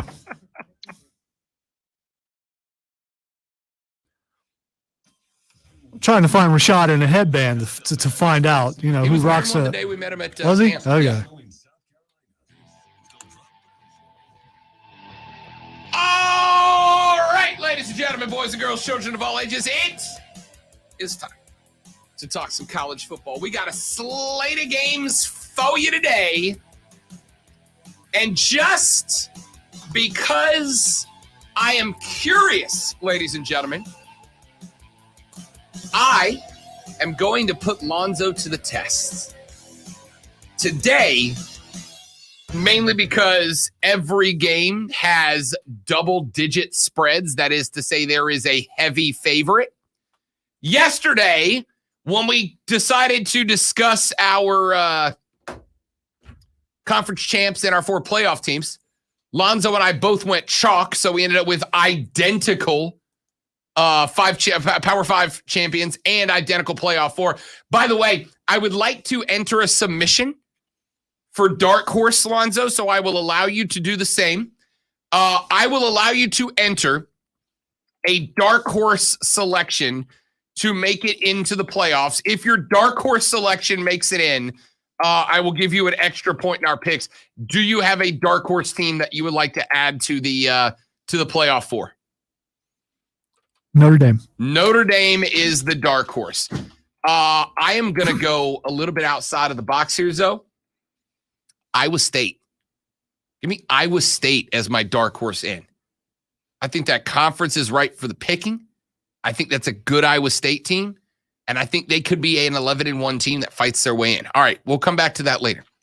But today, for our patch of games, every game is a 2-touchdown game or better. So Lonzo and I are going to pick tonight's lineup against the spread as opposed to straight up.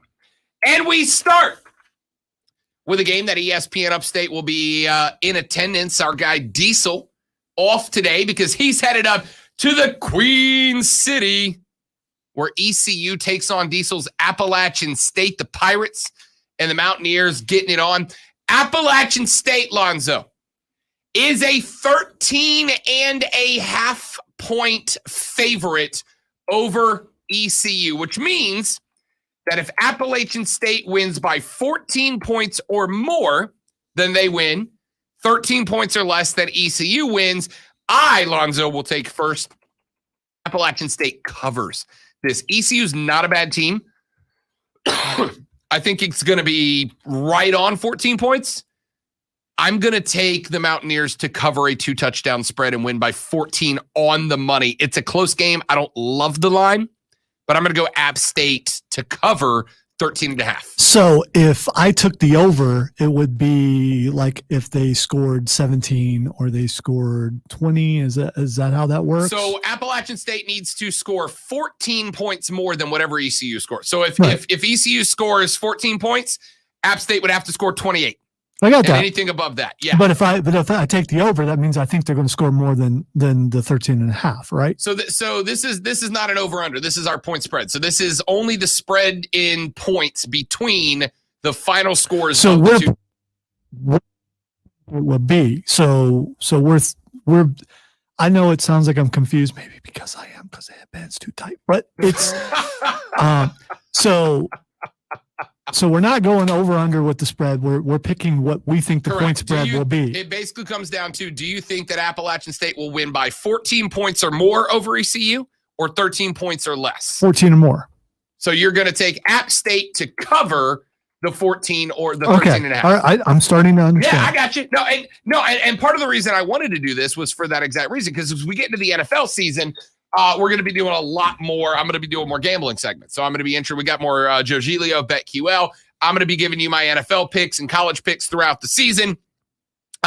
So I wanted to do this almost as a bit of an introduction, because every time we talk gambling, I get a handful of people who chime in and go, I don't understand how it works. Can you explain it? So this is a good opportunity to kind of get a little practice in before the season starts. So you know what I'm saying? What Rob is saying is, if he can get me to understand it, then everybody who's listening should be able to. I'm using you as a proxy.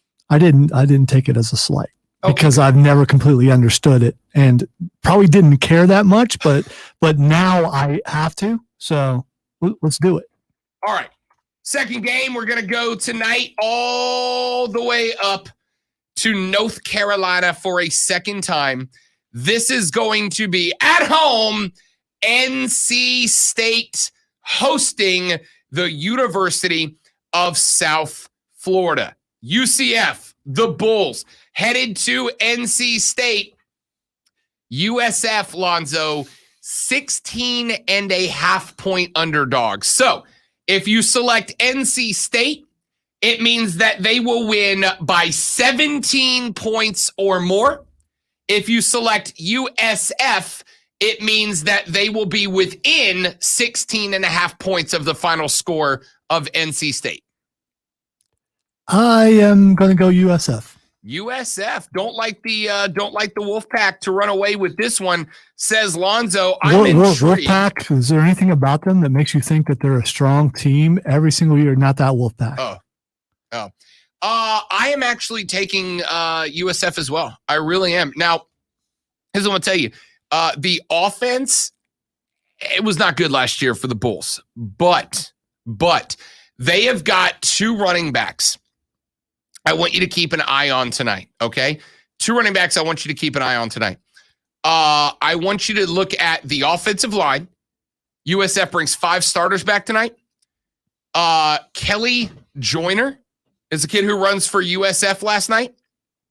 This kid is a speedback, definition of a speedback. Keep an eye on that kid. I am going to take USF to be within 16.5 of NC State. Lonzo agrees with that one as well. We go Over to Knoxville, Tennessee, where the Volunteers are going to be hosting Bowling Green State. Now, Lonzo, here's where you get to have a little fun with big lines. Tennessee, a 28.5 point favorite, meaning Tennessee has to win by 29 or more for the Volunteers to cover. If Bowling Green State University is within 28, then they will cover. You keep saying Bowling Green State. Is that different than Bowling Green? It is. But it's not Bowling Green. Where the heck is Bowling Green State at? I mean, I'm assuming it's also in Bowling Green. It is a top public university. Maybe it is Bowling Green. Maybe it's the same university. It was weird that they had it listed that way. I guess it is the same university. I just don't recall them being Bowling Green State. That's what's throwing me off. And maybe it's just because I've always heard this Bowling Green. No, it's no, it is. It's the same school. Okay. It is the same school. That's what I thought too. I was like, it's a different school. Bowling Green State. I've never heard maybe they just added the state. Right, I don't know. I'm just changing it. That's what I'm thinking. Maybe that maybe it's in recent. Anyway, they're so Bowling Green at Tennessee. Because that affects how we do here, because it's an Ohio school. Well, really? I'm going to lean towards them. And even though Tennessee is up and coming, this is going to be their year. I can feel it. I can feel it. The East belongs to the Knoxville Volunteers. It does. Rocky Top, baby. I'm going to go with Bowling Green. Lonzo taking Bowling Green. Jokes aside about the Volunteers, I do think they're going to be better this year. I got to tell you, Neyland Stadium on a Thursday night, late at night. Bowling Green's not a pushover. No, they're not. They're not what they were, though, for a while, Zoe. For a while, Bowling Green was one of those teams you didn't want to catch in a bowl game, man. You didn't, because they jump up and slap you a little bit. They're not that team anymore. Tennessee, on the other hand, is something to prove this year. They do. Give me Tennessee to cover 28.5 tonight. Let's go to the other side of the great state of South Carolina. Is this a rivalry, Lonzo? The Citadel at number 22, Coastal Carolina. Is that a rivalry? I'm not the guy to ask about that. Diesel would know. So I'm going to say no. All right, fair enough. Coastal Carolina, Lonzo, you ready to have more fun? You thought 28.5 was a big number to pick against? Coastal Carolina is a 43.5 point favorite at home over the Citadel. Number 2 team in the country. Can they get it done? 43.5 points. Wow, that's big. That's a lot of points. Lot of points. That's like saying if Alabama was playing them or something. That's the kind of spread that you've got there. You will see occasionally when Alabama has these type of games, you will see lines in the 60s. It happens occasionally. Not often. 43.5 is a lot, though. 43 is a half. 43.5 is a lot. If, like, the Citadel was visiting South Carolina, I think 43.5. Yeah, no. But Jamie Chadwell in the Chanticleer is 43.5. That's a big number against the Citadel. I'm going to Citadel on this because I think Coastal will be respectful of the Citadel, and they'll call off the Dogs at some point and won't score 49.5. No, I don't see that. I'm taking the Chanticleers to cover. I'm taking the Chanticleers to cover 43.5 for one reason and one reason alone. They are ticked that they got no consideration last year. Jamie Chadwell has been a absolute spark plug this offseason in terms of just speaking out, saying whatever the hell he wants to say with no, I love it. And they're really ticked about having lost their bowl game to Liberty, right? Because when they lost the bowl game to Liberty, everybody said, that's why you didn't get a chance to go to the dance. So now they got to come out and they got to smoke everybody if they want a chance. They got to smoke everybody. And the poor Citadel is team number 1. Texter says ESPN, no, the Citadel's rivals are Wofford. Coastal original rival was Charleston Southern before they jumped to FBS. All right. Little history. You got it. Listen, I'm asking, yes, because I'm an idiot, but because I want to know the history, man. That's the point. That's the point. All right, so it finishes up tonight's top 5 games. Lonzo and I have picked against the spread. ECU versus Appalachian State. Appalachian State, a 13.5-point favorite. We both picked Appy State to cover. USF is at NC State.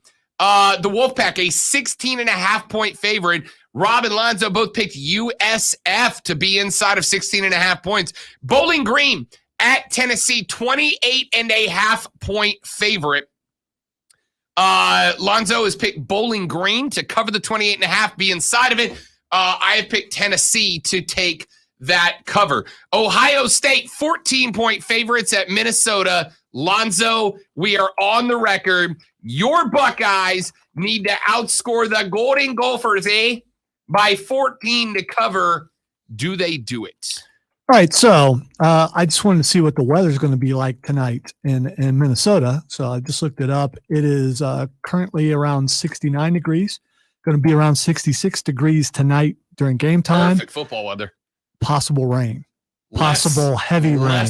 But it's the Big Ten. You guys love that stuff. There was a time when they're just going to run. They're just going to run the ball. And they still do run the ball to a certain degree, but there's some spread going on there too. And you got a brand new quarterback for Ohio State. Want that tonight, though? Yeah, and brand new quarterback for Ohio State going up against the Gophers. Yeah, they cover. I'm going Ohio State. Come on, you knew I would anyway. I knew you would. I literally already had it. Yeah, I mean, thank you. I'm taking the cover as well. The Ohio State University has a campaign to get back to the playoffs this year, and they got to get it started off tonight. So we both take Ohio State to cover, and I've got Coastal Carolina to cover 43.5 points. That's my risky bet. That's my dice roll right there. That's where I'm putting the big money at. If that one hits, I'm cash for the weekend, baby. Spending cash for the weekend. Let's take a break. Come back here in just a minute. Your thoughts are welcome on any of those picks on the Rob Brown Show. Rob Lonzo and you. This is ESPN Upstate.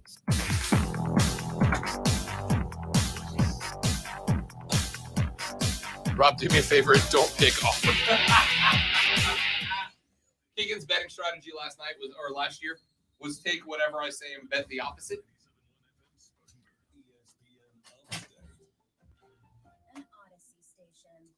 For a limited time, it's the Labor Day blowout sale for the Upstate Golf Cart. Right now, get your Upstate Golf Cart for just $50. That's 50% off to get 9 rounds of golf at premier Upstate courses like the Preserve at Vernay, Willow Creek, The Rock, Carolina Springs, Pebble Creek, and more. 9 rounds of golf for $50. That's less than $6 per round. The Labor Day blowout sale for the Upstate Golf Cart. Get yours now for only $50 before it's over. Only at UpstateGolfCart.com. That's UpstateGolfCart.com. Prescription products require an online consultation. Restrictions apply. See website for full details and important safety information. My husband's ED was affecting our marriage. When he first started experiencing ED, it was difficult for both of us. We didn't know who to talk to about it or where to get help. HIMS was our answer. HIMS connected my husband with a licensed provider online. He was able to get medication to treat his ED at a fraction of the price people pay for the name brand. It was delivered to our door, and guess what? Our sex life is back. It works. Right now, get your first online provider's visit totally free when you go to forhims.com/joy. Yep, free. No copay, no expensive appointments, and no awkward face-to-face conversations. Just the care you need. Thanks to HIMS, we got our sex life and our marriage back. To start your free online visit, go to this exclusive address, forhims.com/joy. That's forhims.com/joy for your free online visit. forhims.com/joy. Spicy chicken nugs. We didn't say Wendy's, but you probably thought Wendy's, and you thought right. With a unique blend of spices, these are the spicy nugs that other spicy nugs wish they were. And with Wendy's new ghost pepper ranch sauce, you'll reach new levels of spicy. So you're probably thinking, where's the closest Wendy's? Get the only 6-piece spicy nuggets worthy of their name for free with purchasing the Wendy's app. Limited time only. Participating U.S. Wendy's offer must be redeemed at Wendy's. Sometimes you just come across a meme that makes you laugh hysterically for no reason at all. I don't know why this dumb meme made me laugh as... Okay, now there's liquid. Hey. Everybody. Oh, you got some right there? Love it. It's not much. It's just Just make sure it's not by the board. Yeah, no, it's not.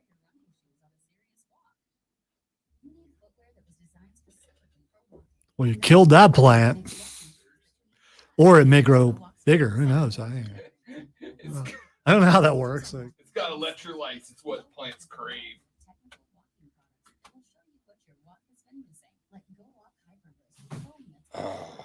good thing we weren't on stream so people could see you actually spill something. We absolutely are on stream. It was exactly, yeah, I know. Sarcasm. Oh, okay.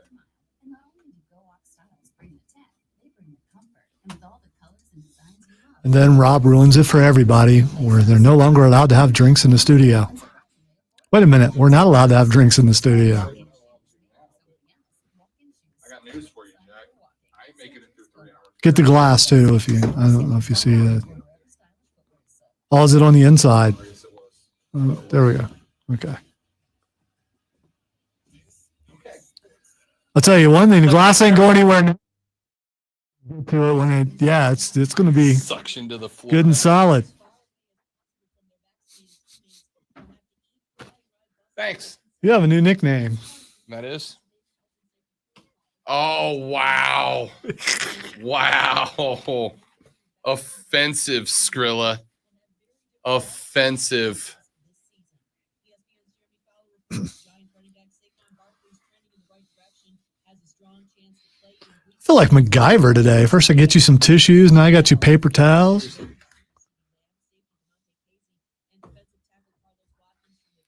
Mad World in the next break.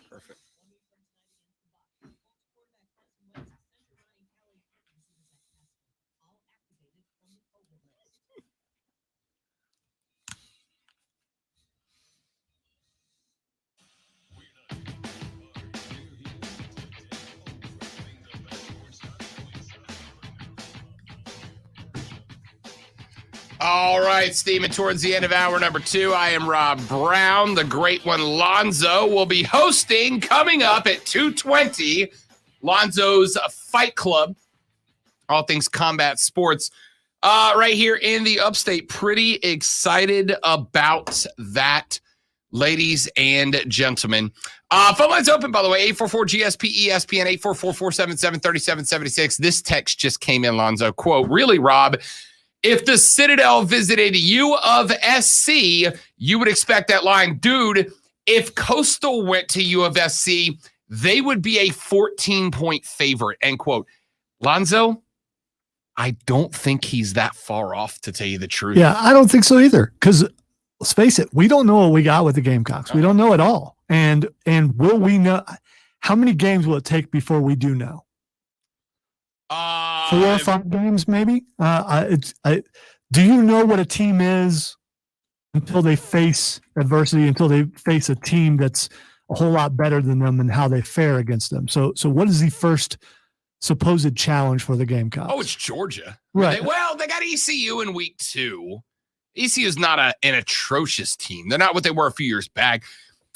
We're gonna know.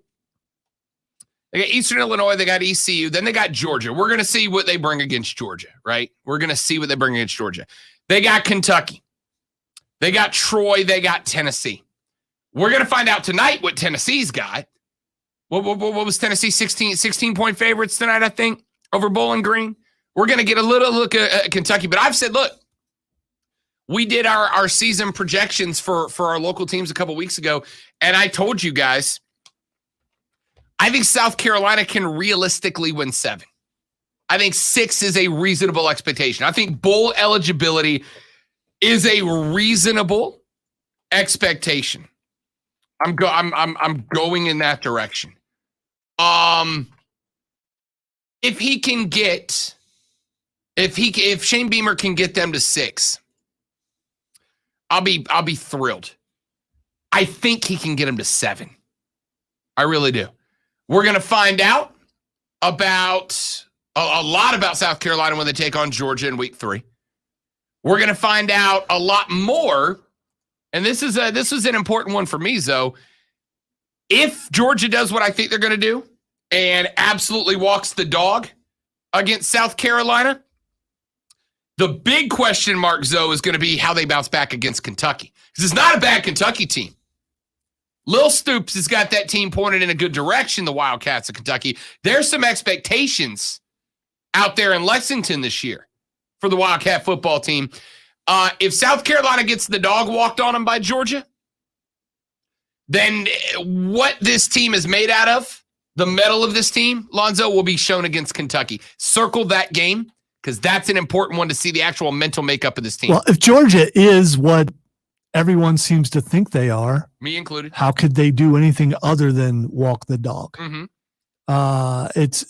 It should be, but I want to see. Of course, if Georgia loses to Clemson this weekend and the mentality of the Bulldogs gets broken, that can change everything. Could be, but they'll have a game in between to recover. If that was the very next game, maybe it wouldn't be so bad. You ain't wrong. All right, let's do this. Let's take a break. Oh, by the way, one more text I wanted to address. Sorry. Texter says, wow, just what all Panthers fan wanted, a Saints fan hosting Panther kickoff shows. I got news for you. I'm a South Carolina football broadcaster guy. Like, I have a vested interest in the Panthers being good. As I told you from the beginning, vested interest in the Panthers being good, in Clemson being good, in the Gamecocks being good, in Coastal Carolina being good, in Wofford being good, in Furman being good, and in the Panthers being good. For this to be successful, I need you guys to be excited and to come out and hang out with me for Panthers game day. So, yeah. Should you have been born in North Carolina? I know, how rude of me. I'm trying to understand what the criteria is. I guess it's okay if you're a fan of the team, but if you're not, I got a lot of news for people out there, people who you think are all for your team. Yeah, they're not. They're not. Yeah. They're just wow. The majority of I'll be honest with you, like a lot of broadcasters won't. The vast majority of broadcasters that are specifically covering a team, they're not fans of that team. They're just good broadcasters who got hired to come there and cover the team. Somebody asked me once as a longtime Saints fan. Somebody asked me, would I take the job if the Atlanta Falcons offered me the play-by-play position? Lonzo, yes. Yes, I would in a heartbeat. All right? That's part of how this game gets worked. Texter says, of course, Rob wants local teams to thrive. Look at how difficult those Triumph interviews have been lately. Yes. Yes, it's, yeah. Wait. So you would rather, the team be doing well when you talk to them? Mm-hmm. It's more fun that way. Is it? Mm-hmm. Oh, okay. All right. We're learning all kinds of things. A little bit. Let's take a break. We'll come back, wrap up hour number 2 next. Rob Lonzo, this is ESPN Upstate. Now we're.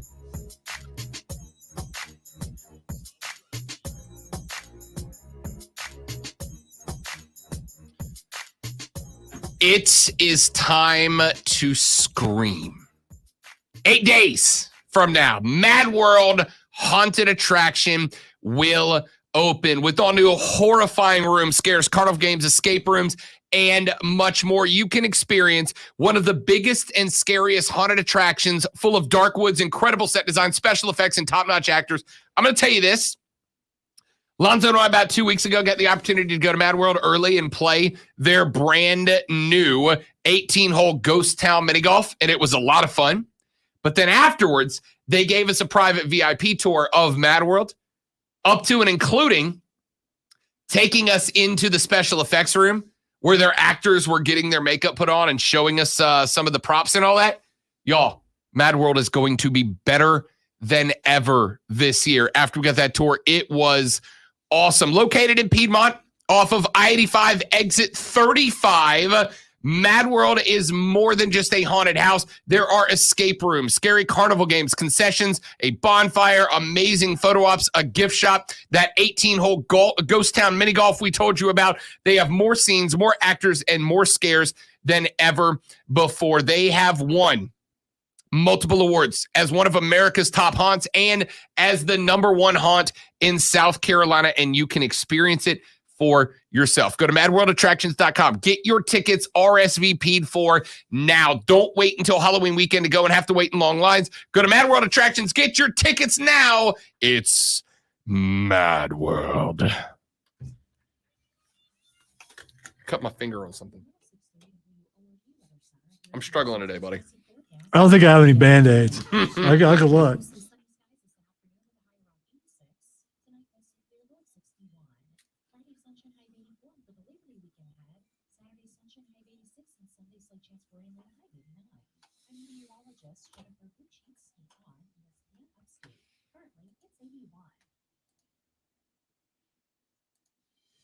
Keep up to date with every Upstate high school football game in real time with the ESPN Upstate score stream at ESPNUpstate.com.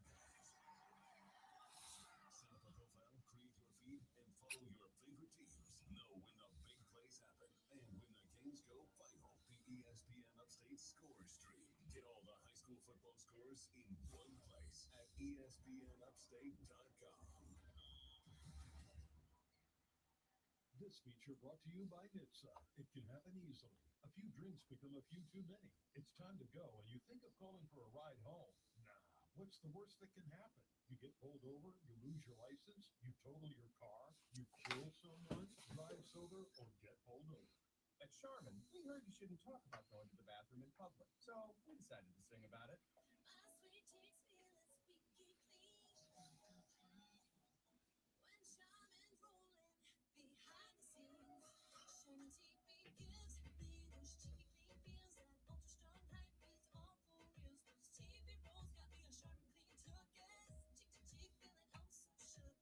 Charmin Ultra Strong just cleans better. Shooketh is the word that they ended that rhyme on.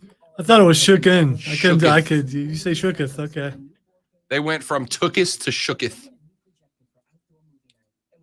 Song I feel like lyrics, somebody was writing that song on a deadline. Song lyrics. You can do whatever you want. Do I just go this Hangman Adam Page for Halloween this year? Just buy all these shirts, have multiple Hangman Adam Page uniform change or costume changes. The costume I don't only hate those shirts. costume only works if people know who it is when you're doing it. You're not wrong. So you need a shot glass and a perm. And a perm. Keegan, I got your text. I will have to look into that for you and answer later. Because there's like pros and cons to all of them. All on America's best 5G coverage, 5G phone, less money, straight talk wireless, no contract, no compromise. 5G capable device required, actual availability, coverage, and speed.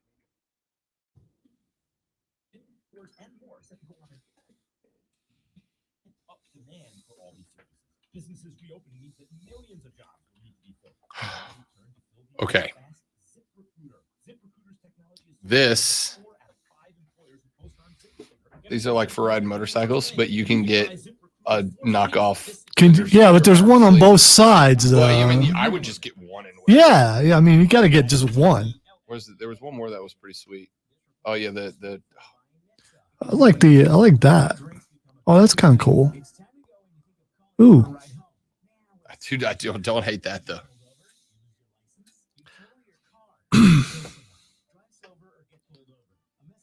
Come on, big dog. Look more like Colossus than you do. No, you're good. I got you.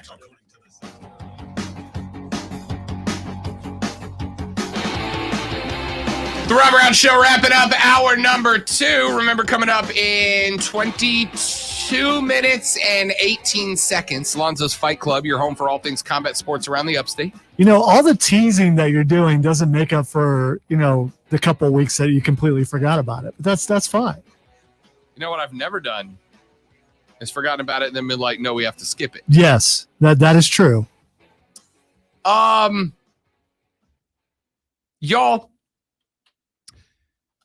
Y'all know I love science, right? Y'all know I love science. I'm a big fan. I'm a big fan of science. Nerd.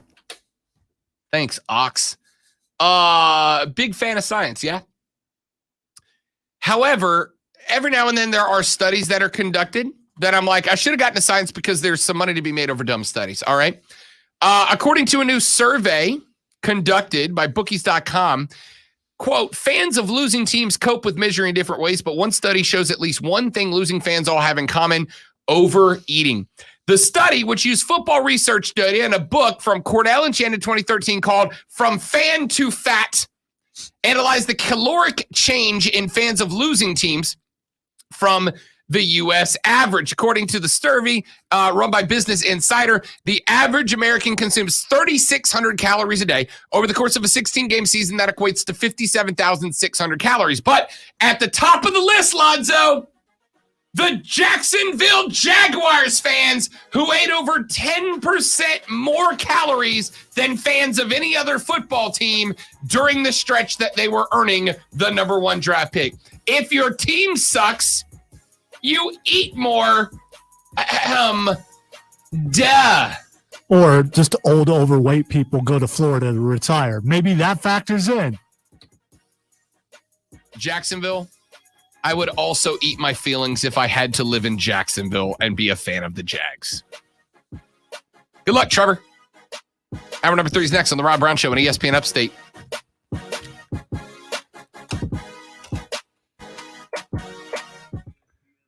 So what you're saying is Trevor's going to end up like Fat Elvis. That's what I got out of what you just said. Fat Elvis. Thinned out hair, bigger gut. Big scarf wrapped around a 8-inch tall collar.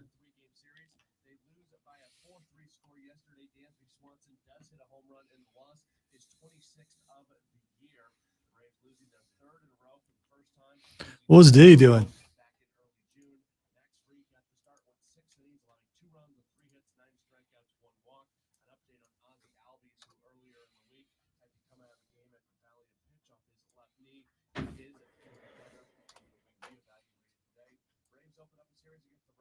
Hey, you got like 2 minutes, man. Also, you're more than welcome to hang out. Is there a way in there to pull up the playlist and the hotkeys next to each other? You know, should I ask Robert? In where? In the studio right here. There probably is. That would require an engineer. I think Robert's gone. Chris might be here. That Chris is here. Yeah, I think Robert was going out to the location.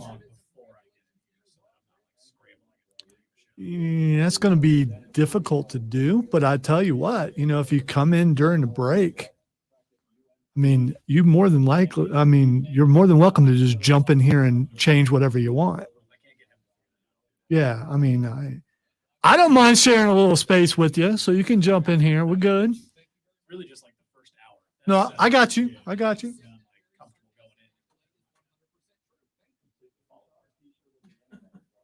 Yeah, if you need to get in here, you can.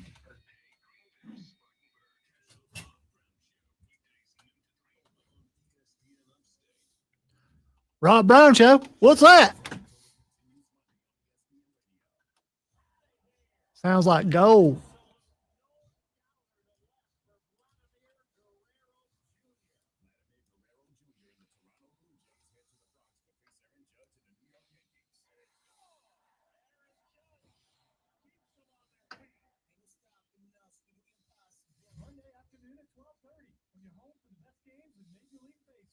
On your home.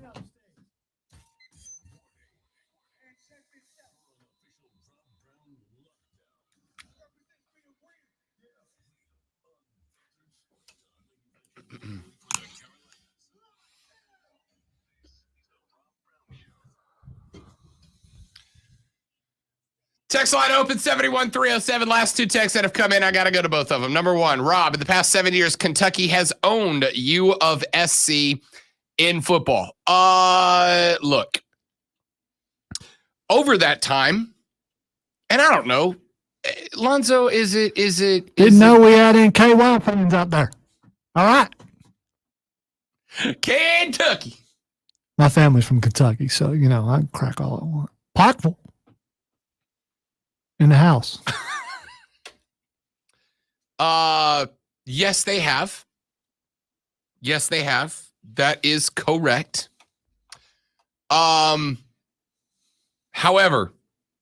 I don't think I can really explain to you how bad Will Muschamp was at his job during that stretch, man. I'm not saying Carolina just suddenly is better than Kentucky. I'm saying I like their chances this year. You don't have to explain to any South Carolina fan how bad Will Muschamp was, because I don't want to meet anybody whose wishes Muschamp was still there. I do not want to meet you. Well, you can't. Oh, they may be out there. don't They could. exist. They could be. You'd have better luck of meeting an actual leprechaun. Okay. Okay. Why did you?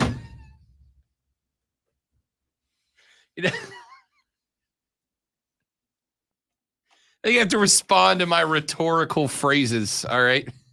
All right. Okay. I apologize for doing my job. I've never felt so disarmed in my life. Second texter says, so we ended the last hour telling you about a survey by, what was it, businessinsider.com, that said that fans of teams who lose eat more than fans of teams who win. And yeah. I am just. Does that surprise you at all? No. I want to start keeping track of this because I am curious about who are you going to crack on more throughout the entire year? Tim Tebow, Urban Meyer, or Jacksonville?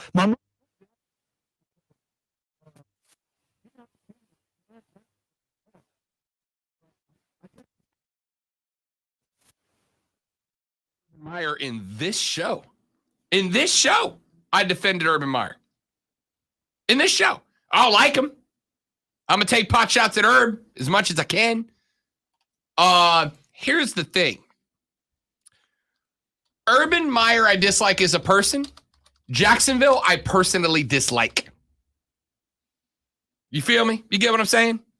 As Dusty Rose would say, you understand? I dislike Herb as a person, but I personally dislike Jacksonville. So the question is, what amount of money would it take for you to co-host a show with Tim Tebow in Jacksonville and interview Urban Meyer and Roger Goodell? To once again be perfectly clear, I do not dislike Timothy Richard Tebow.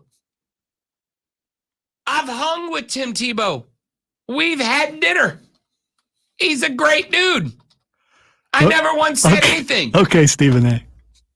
I personally know Tim Tebow. Tim Tebow and I have had dinner together. Okay? So when I tell you that I like Tim Tebow, you know that I truly like Tim Tebow. Okay? I just thought it was bunk he got a shot to play tight end for the whatever. Why are we back here? Texter says pot, shots, and Herb. Well done. Well done, Texter. Good to have you back in the fold. So we're doing that study, and Texter, after I said, the study has concluded that fans of bad teams are more likely to overeat than fans of good teams. Texter says, I am so happy to learn why all of my South Carolina friends are fat. That's how you talk smack, Zoe. That's how you talk smack. It's well done. That's really well done. It is well done. All right, 844-477-3776, 844-GSP-ESPN. World Cup qualifying tonight. Oh, no, I didn't get to this story yet. I got time. Will you grab me, Lonzo, clip number 4, if you don't mind?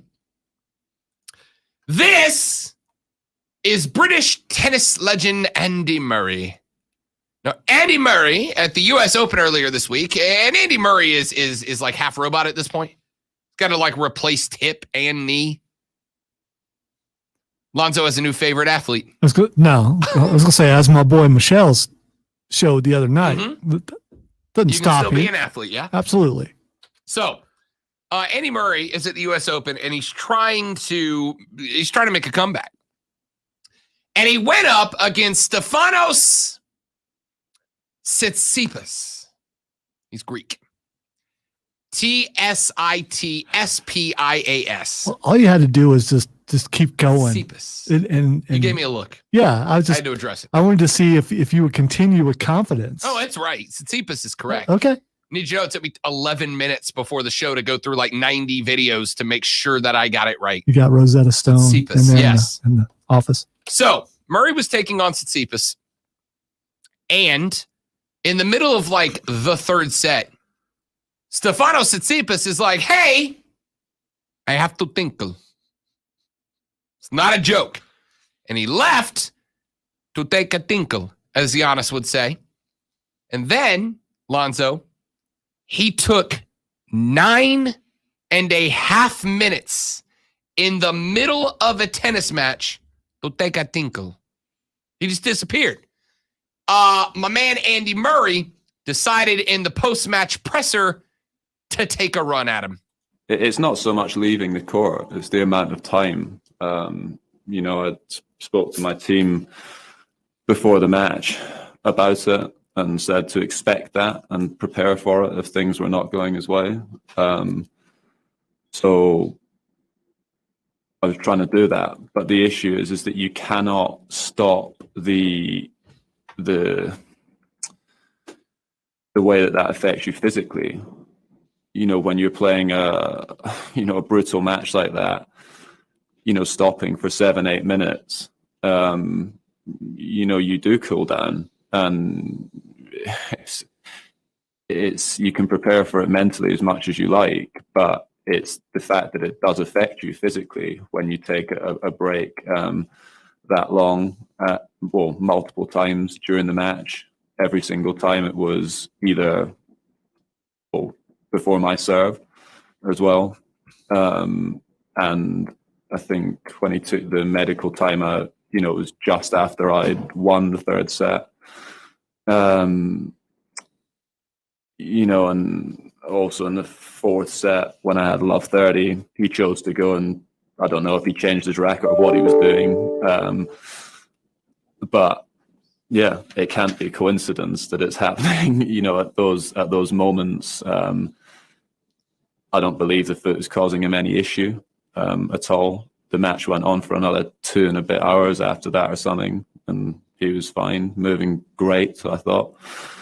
And yeah, it's just disappointing because I feel it influenced the outcome of the match. Not necessarily, I'm not saying I necessarily win that match for sure, but it had influence on what was happening after those breaks. And,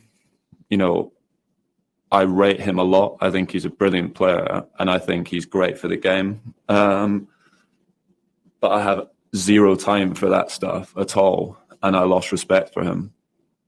Oh, snap! I lost respect for him in a British accent. Can I just say, all he had to do was get Andy Murray to complain about a call, and as long as it took for him to complain about a call, he would have had time to go to the bathroom and come back. That was the slowest clip in all. He was like making a point with it, right? So the premise is, I don't think so. I think that dude talks that slow. The point is Stefanos Tsitsipas in multiple matches, including against Andy Murray, and I'm going to go to clip 4A now, Zoe, has multiple times found himself losing momentum in the tennis match and then goes, I have to tinkle, and just leaves the court. Well, he did it again yesterday. Did it again for the third match at the U.S. Open in a row, and the fans decided enough is enough. There's no rule about how long it would take, and as you can see, we got our clock on it just past 7 minutes, so by the time they actually start and Manarino hitting serves to try to stay loose, it will be another 8-minute delay. And during this break, Manarino did ask about the time, and he asked the umpire for some huge balls so he could hit some serves. Yeah, a few boos from the crowd at the moment. It's not ruined, right? That's not ruined tonight. Yeah. Is that since the last point ended or since he left the court? Since he left the court, John. But I also feel like when you come back to the court, you should have to be put to play. And Tsitsipas does do a lot of stuff. Once he comes back, he gets the racket, he does the thing. It's like, come back, you should play. The crowd starts booing him after Tsitsipas had been gone for 8.5+ minutes. But here's my favorite part, Zoe. We have a heel because after this was over and he got to the presser and the media started going, hey, Stefanos, Murray said he's lost respect for you. Multiple other tennis players have called him out, even though they haven't faced him yet. The fans are booing you. Don't you think maybe you should, I don't know, as my mother used to say, pee before we leave because I'm not pulling over, right? Don't you think you should try that? And you know what his answer to them was? Bathroom breaks in against the rules.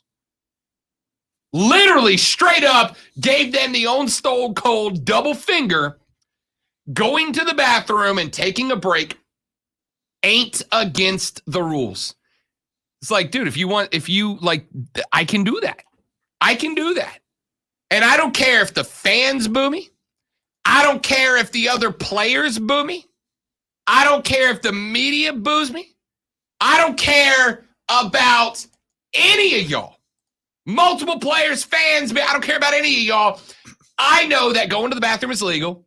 And if it just happens that I have to take a tinkle strategically, what are you going to do about it? You know what it is? Lonzo, it's every heel wrestler of all time. Did he who win? knows exactly how to bend the rules. Did he win the match? Yeah, he's won every one of them. Hey, it's a psychological thing, and if it bothers your opponent, which, man, Andy Murray was riled. He was right. Did you hear how angry he was? He Oh was my gosh! I've lost a bit of respect for Yeah, him. yeah. He was furious. He might write a complaint or something. The emotion in that voice. Someone call the queen. He slightly razzled me, and I was a bit offended, taken aback, if you will. I rate him 1 out of 5 stars. I guess there is nothing wrong That's with just raw British anger. using the rules to your advantage. I mean, and if anyone who's watched our stream knows, sometimes you got to tinkle. Yeah, right, Rob. Stefanos have to take a tinkle. I got to tell you, man. By the way, let me clarify. We don't do that on the stream. We actually, let's get up and go to the proper facility. The tinkling room. Yes. As Giannis might say.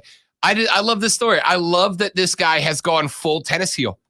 I love that he has straight up told the other players, you don't like that I got to pee, and it just happens to always happen when I lose 3, 4, 5 set points in a row?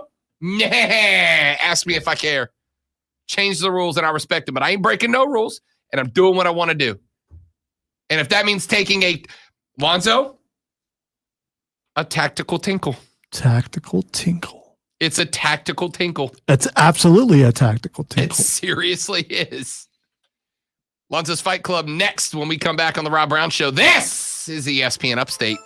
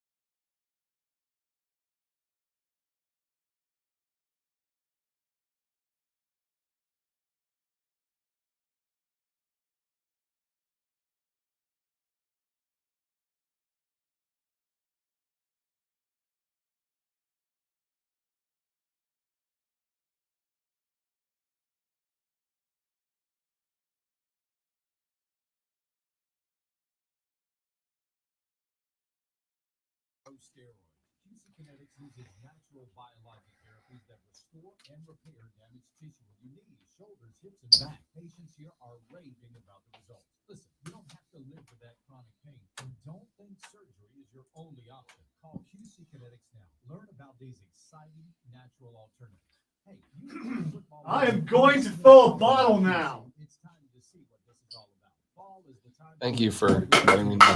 I have missed You my missed. shot. You missed. Oh, I have to bend to pick up the bottle. It's the penalty for missing, pal. Non-surgical joint pain relief. 864. There's a penalty too. 3772. 864-448-3772. That's 448-3772. Mad World Haunted Attraction officially opens September 10th. Voted one of America's top haunts and #1 in South Carolina. Venture through the haunted house trail full of elaborate sets, special effects, and top-notch actors. Play our creepy carnival games and escape rooms, or check out our brand new 18-hole Ghost Town mini golf. Grab your friends and get ready to scream. Located in Avon off I-85 exit 35. Buy your tickets now at madworldattractions.com. That's madworldattractions.com. Don't know a strike from a split? Sounds like you're perfect for Stoneman's Bad Bowlers Club. Hey, it's Rob Brown from ESPN Upstate. For 8 weeks, starting Thursday, September 16th, we'll be hitting the lanes or the gutters. See, I don't know. When you say you're Rob Brown from ESPN Upstate while you're on ESPN Upstate, I just, I'm just saying. I get it. Get handed words to say into a microphone. I get it. So I said those words. Is this guy? So he's a giant now? I just, I alter copy and say, do something. Yeah, I probably should have. Do something. Do something. It's the straight up challenge. Hey, do something. Do something. What you gonna do? You ain't about to do nothing. See that door over there? It spins. You're not even gonna be here in a week. Whereas I am eternal.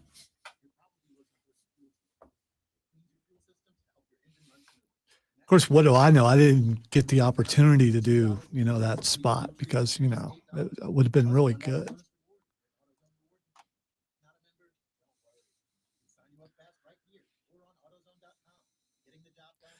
I'm going to cause a nerd coup, a nerd takeover. Of the Bad Bowlers Club? It's going to be amazing. I support that. Hey, did you watch the new What If? Nope. Did you watch last week's What If? Nope.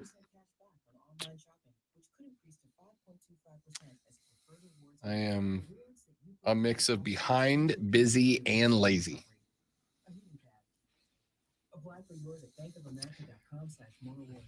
It's one of those things that if I get to a point where it's late enough at night and my body says you need to sleep now, I have to take the chance to go to sleep because if I pass that window, I'm up until 5 a.m. You'll get old eventually. Then that stuff won't matter.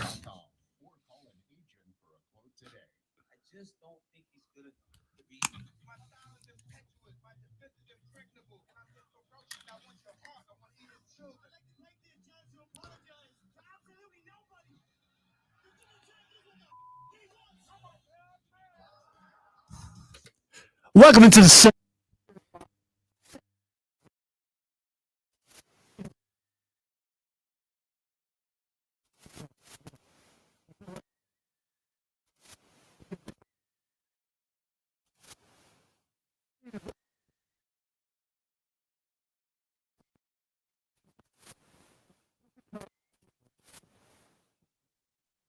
It's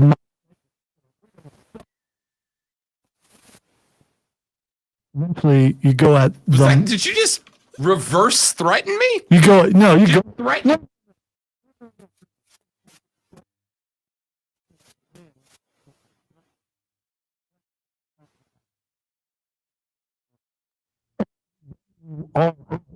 And this.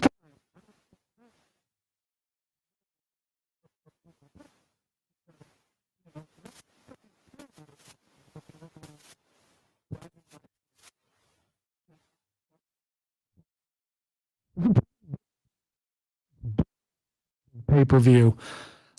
Still not going to get someday. All right.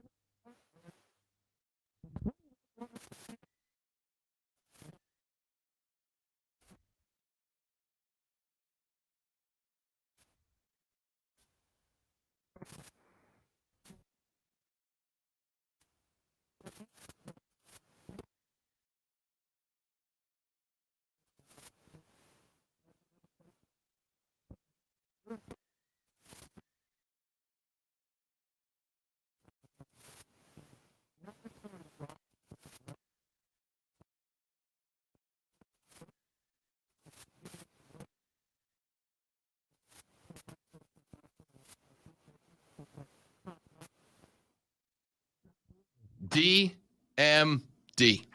Even more so a friend of the show because of her making fun of that other show, the show for men. So who do you think is being pushed right now? Who do you think will win in Battle Royal? Ruby Riott. AKA, well, I guess now I forget what her name Ruby is. Soho. Ruby Soho. Who is the artist formerly known as Ruby Riott, now Ruby Soho. This show I think is going to have two massive debuts attached to it. I think she's won and I think she wins, and I think your next women's championship match is Ruby Soho v. Dr. Britt Baker, DMD. All right, I am going to, this is going to shock you, but I'm going to go with Rebel to win it all.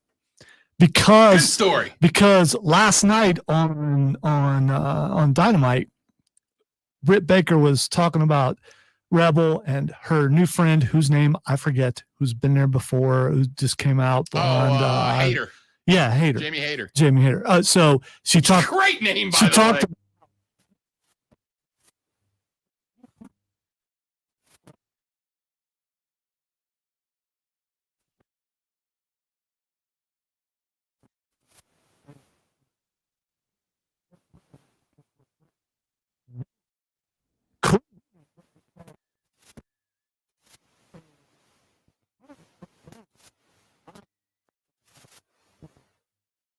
I don't dislike that. I think they're just more subtle than that, right? I think that's a storyline down the road, but I think they're more subtle than that. But Britt Baker is not subtle. She is not. Yeah, but AEW is more subtle than that. I think it's too obvious, right? Did you think of it before I said it? You may not have seen the episode yet, last and a lot of people probably didn't even think about that. Yeah, I would like to think that I'm the first. I'd be wrong. All right, so anyway, we'll see who wins that whole thing. All right, the next match is Paul White, the Giant, or however you want to look at him, going up against QT Marshall, South Carolina's own Paul White, by the way. Fraternity brother of mine, by the way. Who I used to disrupt an entire segment until it went away on another show. So.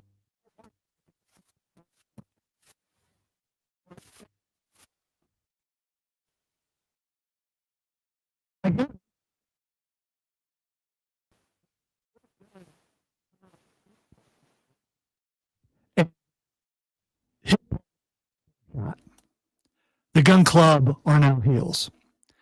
So Bummer they won a match for him last week. Yeah. So here's the thing. Paul White has no friends, and he's surrounded by, the factory, and now the Gun Club's coming at him. And he has a replacement hip, and there's a lot of things and that go on his butt that he was willing to show. The big old booty. Yes. So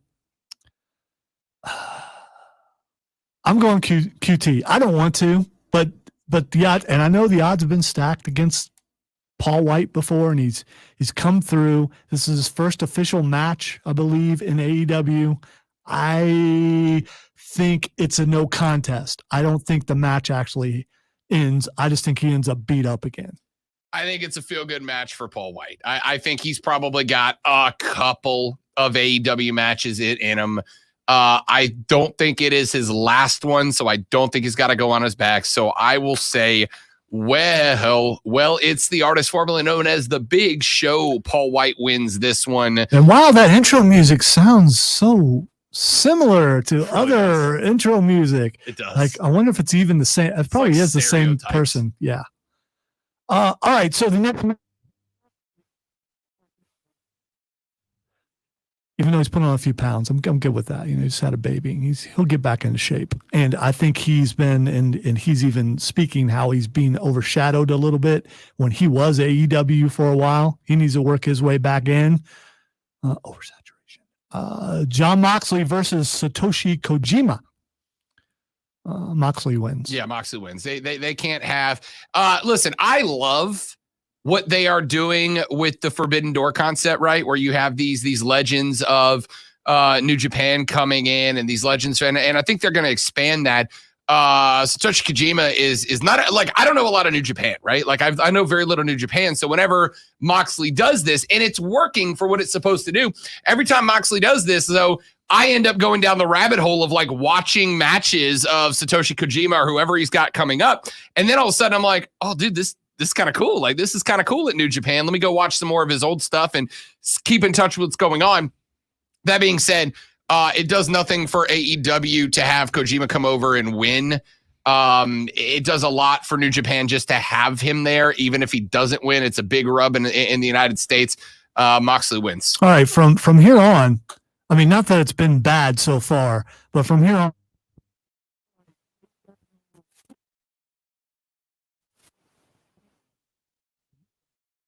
Eddie Kingston. This looks to be this could be a really good match. Kingston not as good in the ring as he is on the mic. Yeah. Him and Moxley are a great pair, right? Yeah. You let Eddie talk and you let Moxley brawl. I love it. But brawling is not going to work against Miro. And I mean, this dude has been on a tear. He is not about to lose the championship to Miro. Sort of interference somewhere, and I don't know of any other angle unless some new person debuts and causes them to lose. So I got to go Miro here. Same here. I think Miro's at the. I think Miro honestly is in the fairly early stages of what is going to be a TNT title run that will last longer than Cody Rhodes did. They built this dude up as an incredible champion. Yeah, but I want to see him go higher. I want to see him. I would love to see him versus Kenny Omega, but I agree. But not going to happen anytime soon. I like where he is now, considering what I mean. Look, when we talked with Lance Archer and we had Lance, the Murder Hawk Archer on the show, yet another friend of the program, and we talked to him about the TNT title. Like, he pretty much told us their goal is to have this be a title that you can justify having superstars chase this title as well as the AEW title. We don't want it to be like, you're not good enough to win the AEW title, so here, go mid-card this. We want it to be a legitimate championship. And by having Miro demolishing everybody until somebody figures out how to beat the monster, it's a great story. I like what they're doing, but Miro retains. All right, AEW Tag Team Championship match, the Young Bucks versus the Lucha Brothers in a steel cage. Last night, they lowered the steel cage, and they beat the mess out of the Lucha Brothers and Christian Cage and Jurassic Express. They beat them up with handcuffs, with kendo sticks, with spray to the eyes, would not let anybody in the cage while they were beating them up. Brandon Cutler's out there with that spray to spray in anybody like bugs who got up on the side of the cage. That almost is like a precursor to them losing the belts. And if they're going to lose to someone, Lucha Brothers is a pretty good, I put Lucha Brothers and Young Bucks up there. New Day and the Usos, as far as when these teams get together, it's an amazing thing to watch. You put them inside of a cage too. I'm going to go with Lucha Brothers. I think they upset them tomorrow or Sunday. So this is a tough pick for me because I want to say Young Bucks retain, but I think you got to have at least one championship change hands in a pay-per-view, right? Like, you have to have a championship, and it's not going to be Kenny Omega. Not that I don't want to give away all my picks. It's not going to be Dr. Britt Baker, DMD, to Chris Statlander, although it might be, but I don't think so because I think you've got too good of a story to tell coming out of the Casino Royale. Yeah.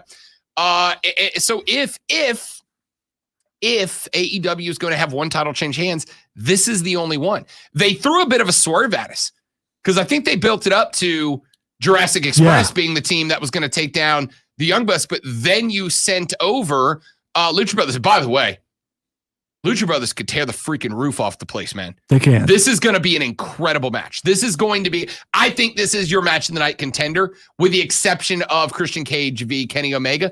I think this is the best match of the night. However, the question is, can you have the Elite screw up 2 title matches in a night without it being too much? I think you can. I'm going to say the Young Bucks retain here.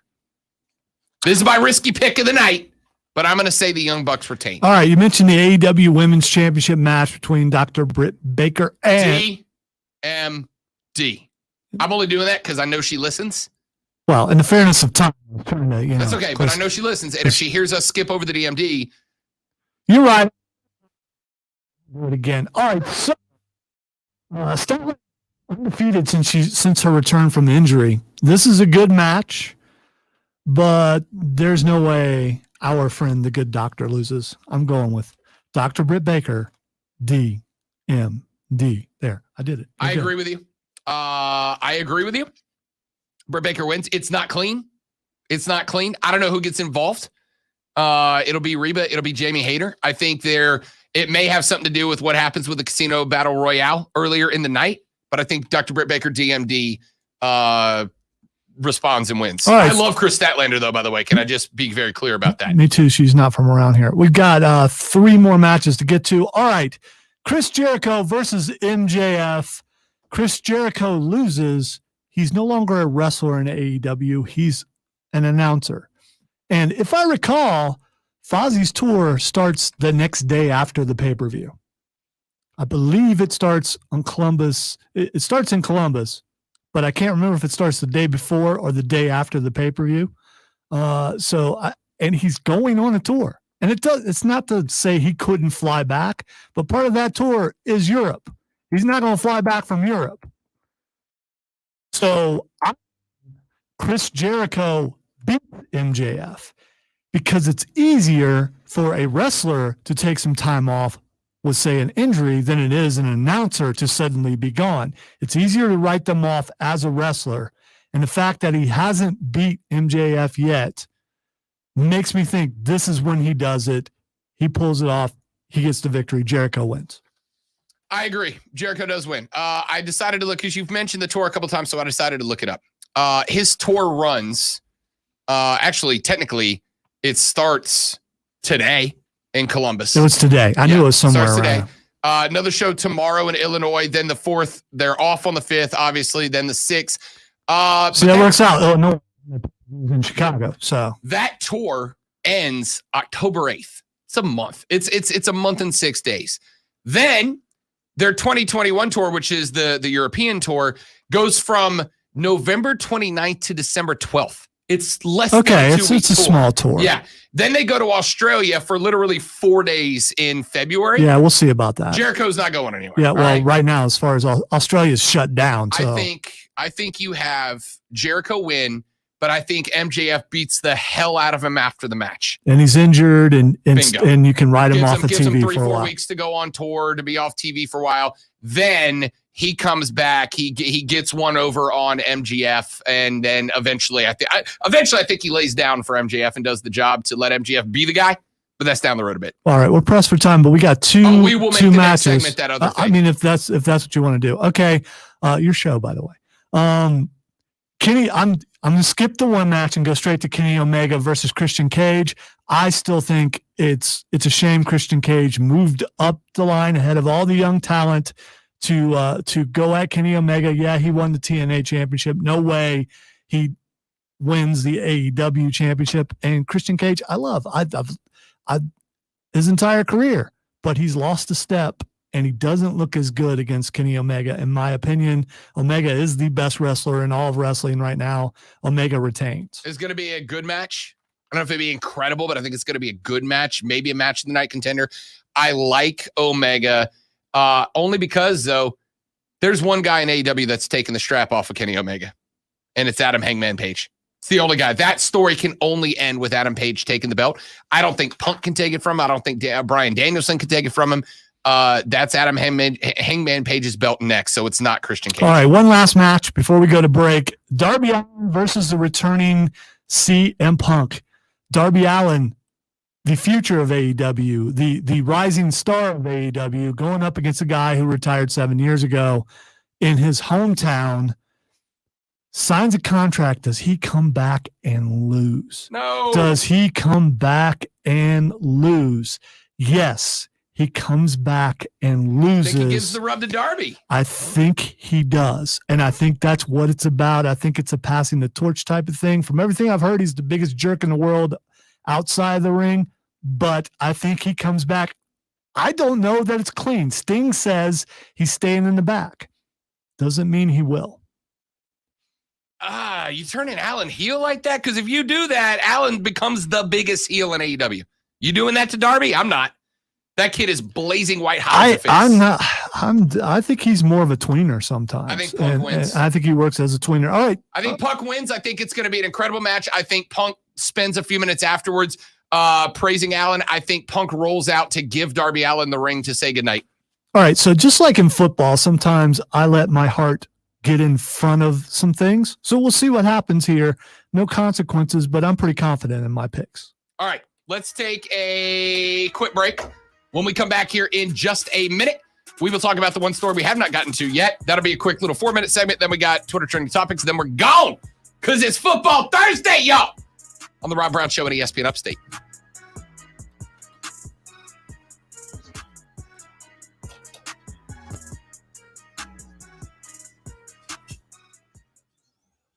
What are you doing, man? What do you want? Give me just a second. Let me put my next bet in. And then we're good. Robert's there. Yeah, well, they said they're on. I just want to make sure. Yeah, it probably is too. Hey, Robert. Hello. Okay. We good. Hello.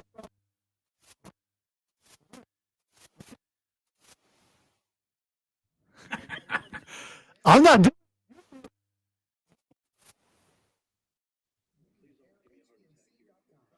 What, you can't?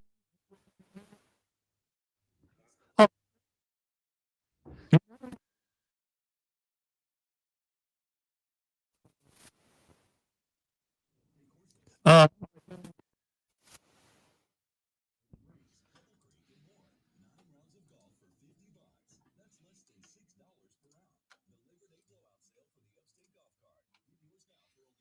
I've had Randy Orton's theme song stuck in my head for the better part of an hour now. Well, I'm not going to say what song stuck in my head, but if you think about it, you know what it is. So, no, what we talked about earlier. Oh.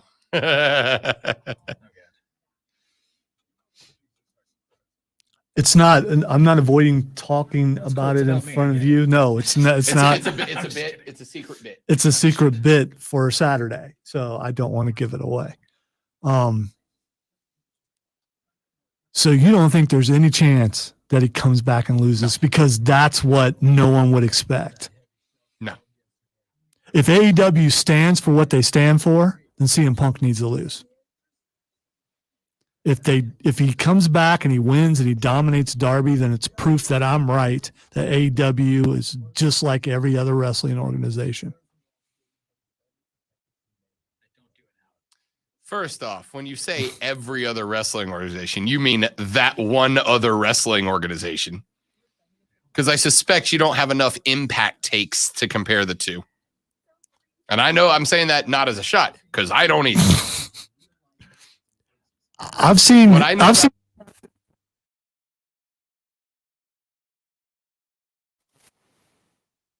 They go from Impact, and I'm like, oh, I'm gonna go watch his Impact stuff. All right. I have turned it on.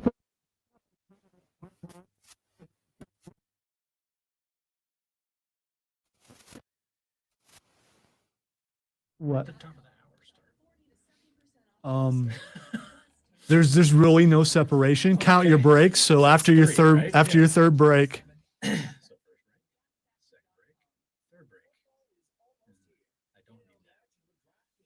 So it probably would go in there. I would just like add a set mode and then throw my stuff in there.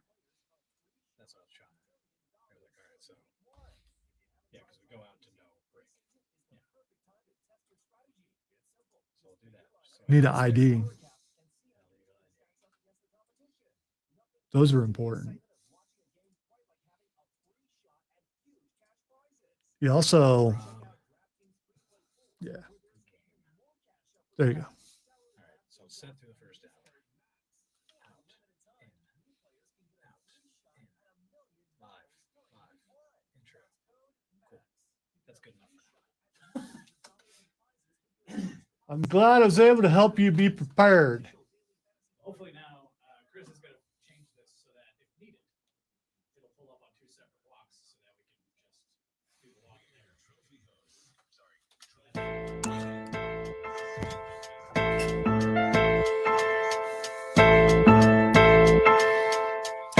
All right, we got like 3 minutes to break this down.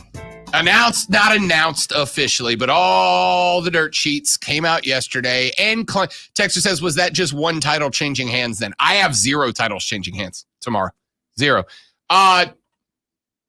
Dirt sheets yesterday reporting that NXT will from this point forward be produced by Vincent Kennedy McMahon and his right-hand kisser, not kicker, that's different, kisser, Bruce Pritchard, effectively ruining what was unique, special, and awesome about NXT. What an absolute disappointment, Lonzo. But if you also look at some of the other articles, and by the way, it's like looking at the National Enquirer. Sometimes they get it right, sometimes they get it wrong. Big claim to make without having something to back but Triple H is still in charge. And one of the only big difference would be that McMahon would be, I want to say meddling, or will be involved in the top stars. And supposedly, they want to go back to how NXT used to be when they first started it. They want to make it developmental again. The only problem I have with that, unless the TV contract is running out, you don't go back to developmental. So you've got to have an established cadre of stars, which you already do, and those stars you perform. Is you bring in some new people here and there to wrestle those guys and to build them up. But you can't, as long as they still have the TV contract, you can't suddenly take them down a step. It doesn't work that way. I mean, we've seen people move up and down a couple of times, right? Finn Balor being the most recent example. Finn was up, and then he went back down to NXT, and he ran at it. Well, he didn't run NXT. My point is it's not going to be just a bunch of new people, because they can't do that, because you got your champ.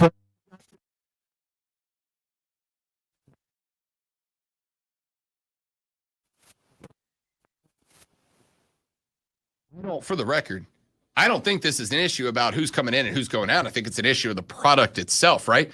NXT, welcome to the era of contract on a pole matches because Bruce Pritchard's here. Welcome to the age of no more Johnny Garganos because Vince is going to show up and want a bunch of Keith Lees. We'll see. We'll see. Again, it's on the dirt sheets. It's on the rumor mill. It doesn't mean that it's actually going to happen until we see it. We know a new logo is coming. We know a change is coming. Yeah, we've already seen the new logo. It looks like a Fresh Prince of Bel-Air logo, which I don't get. I don't understand. Come to the club? I don't know. I'm cool with moving on from the Triple H skull and the game style logo. I'm cool with that, right? Like, it was pretty Triple H branded. Well, ultimately. Exactly. Yeah, exactly. You're the multicolor brand now. Congratulations, I guess. I just don't get it. And I guess that's been my problem with Vincent Kennedy McMahon for a hot minute, is that there are just so many decisions that I don't get with WWE. And now he's like, NXT here's what I think it is. Developmental product lost against AEW's flagship show. Okay, so what? Like, your developmental lost against their flagship show, and now you're going to come in and make it mini Raw? That's going to make it worse, pal. That's going to make it worse, not better. All right, so here's the thing with me. I'm glass half full, Rob, glass, completely empty. And I am... No, I'm glass half full, but it's AEW's glass I'm looking at. Okay, that's fine, because I can like both products.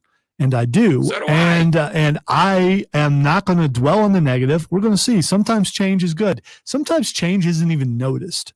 Maybe just the logo and that's it. We'll see like 6 months from now. Maybe we come back and Rob goes, you know what? I was completely wrong. The changes were made and they are awesome. This is how.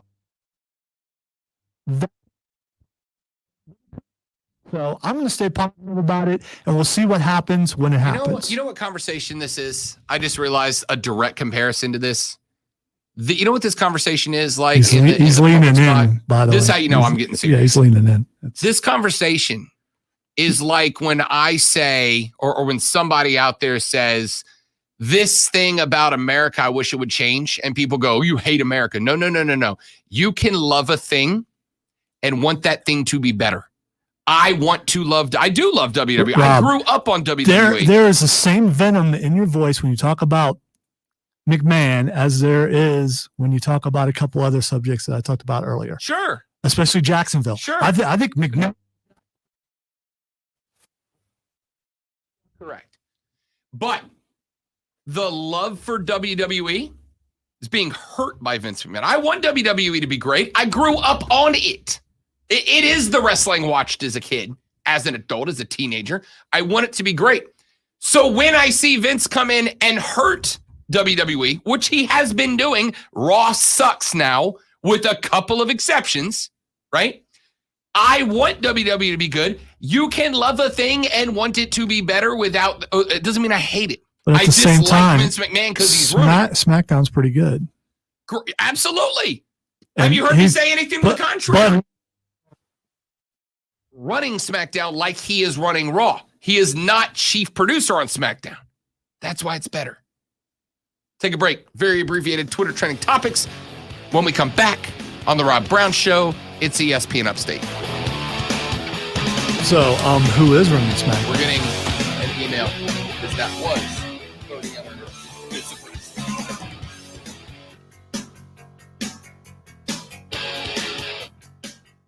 Only because I didn't talk about what you wanted to talk about. No, 100%. So you can blame me, is what I'm saying. I don't care. Unless that email comes from someone that affects our pay. Chalk it up as a complaint.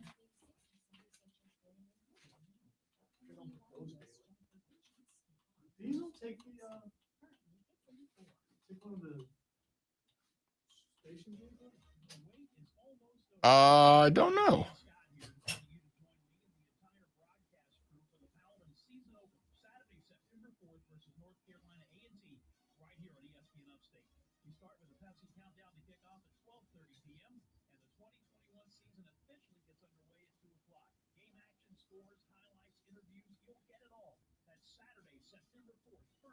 Just asking because his vehicle was in the parking lot. Although, it could be somebody else's. It just looks like his.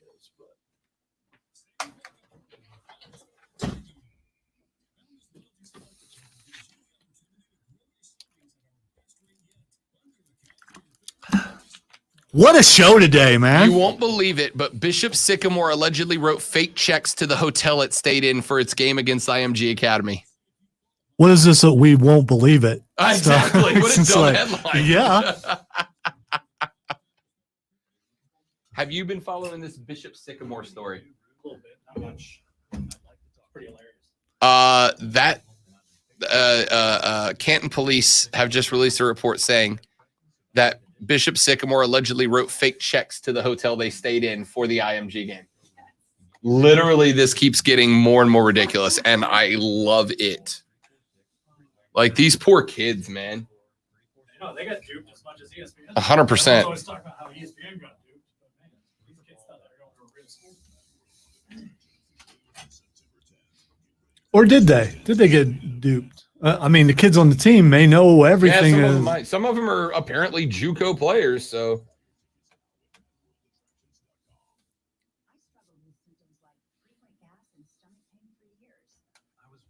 I'm buying this. I don't know if you can see it through the glass. I see it's South Carolina. It's a map of South Carolina, but it's done in like fantasy. Oh, okay. Style. Since you zoomed in, yeah, that's cool. Isn't that cool? and it's got all the lakes and all the mountains and everything on it. You get something like that, I might actually know where I am. Yeah. Like when we went curling, $20. When we went curling, I'm like, man, this looks familiar. I'm sure I've been around here before. And then to pull out and it's like Haywood Road's around the corner. I'm like, okay. Yeah.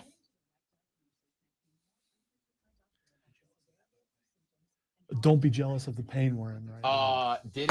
September 14th, we're doing it again. Running it back. But- Meadowcurling.com. But the next 2 or 3 days, You will be sore. have fun moving. But it is a blast. This leg Always wanted to try. right in here, because it's your kick leg and all your power's coming from one leg, and then you're positioned in a certain way that also causes. So. By the way, I would do it again in a second, but still. I always wanted to try it and learn about it. September 14th, 8 p.m. session. I started watching it because I was a typical horny college kid who saw Canada versus Sweden women's Olympic curling match and was like, oh. So I watched it and I was like, wait, this is actually interesting. Yeah, dude, it's a great so sport. then I kept watching it. Yeah, and now we know a lot more about it, and we can watch the athletes that are doing it and go, okay, I know why that messed up or why that went so well and whose fault it was and how hard of a shot something is. And also the distance and how you can't really see what's going on from one end to the other. You can see the circle. All right, it's time for Twitter Trend Topics.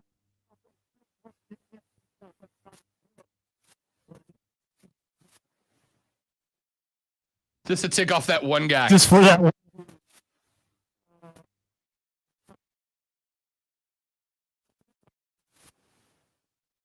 An American freaking treasure. Okay? That man must be protected at all cost against all thing. I would like to go ahead and say that if we don't elect Keanu Reeves to be our president in the next election, we have failed as a country. Keanu Reeves has a birthday today, and he's turning 57. 57. To the That's American I don't do math, so I'm going to try. Yeah, I know. Real quick, can I audible for a second? Bishop Sycamore, because this story is incredible. Bishop Sycamore is now being accused of writing fake checks to the hotel that they stayed in for their game against IMG Academy. Their coach apparently cut false checks to the hotel for them to stay in before playing their second game in 3 days, getting blasted because they're not good at football, nor are they a actual football team. Yeah, there's that. The chicks are rubber, yo. In freaking credible story. All right, let me go. The old Seth. Why you say?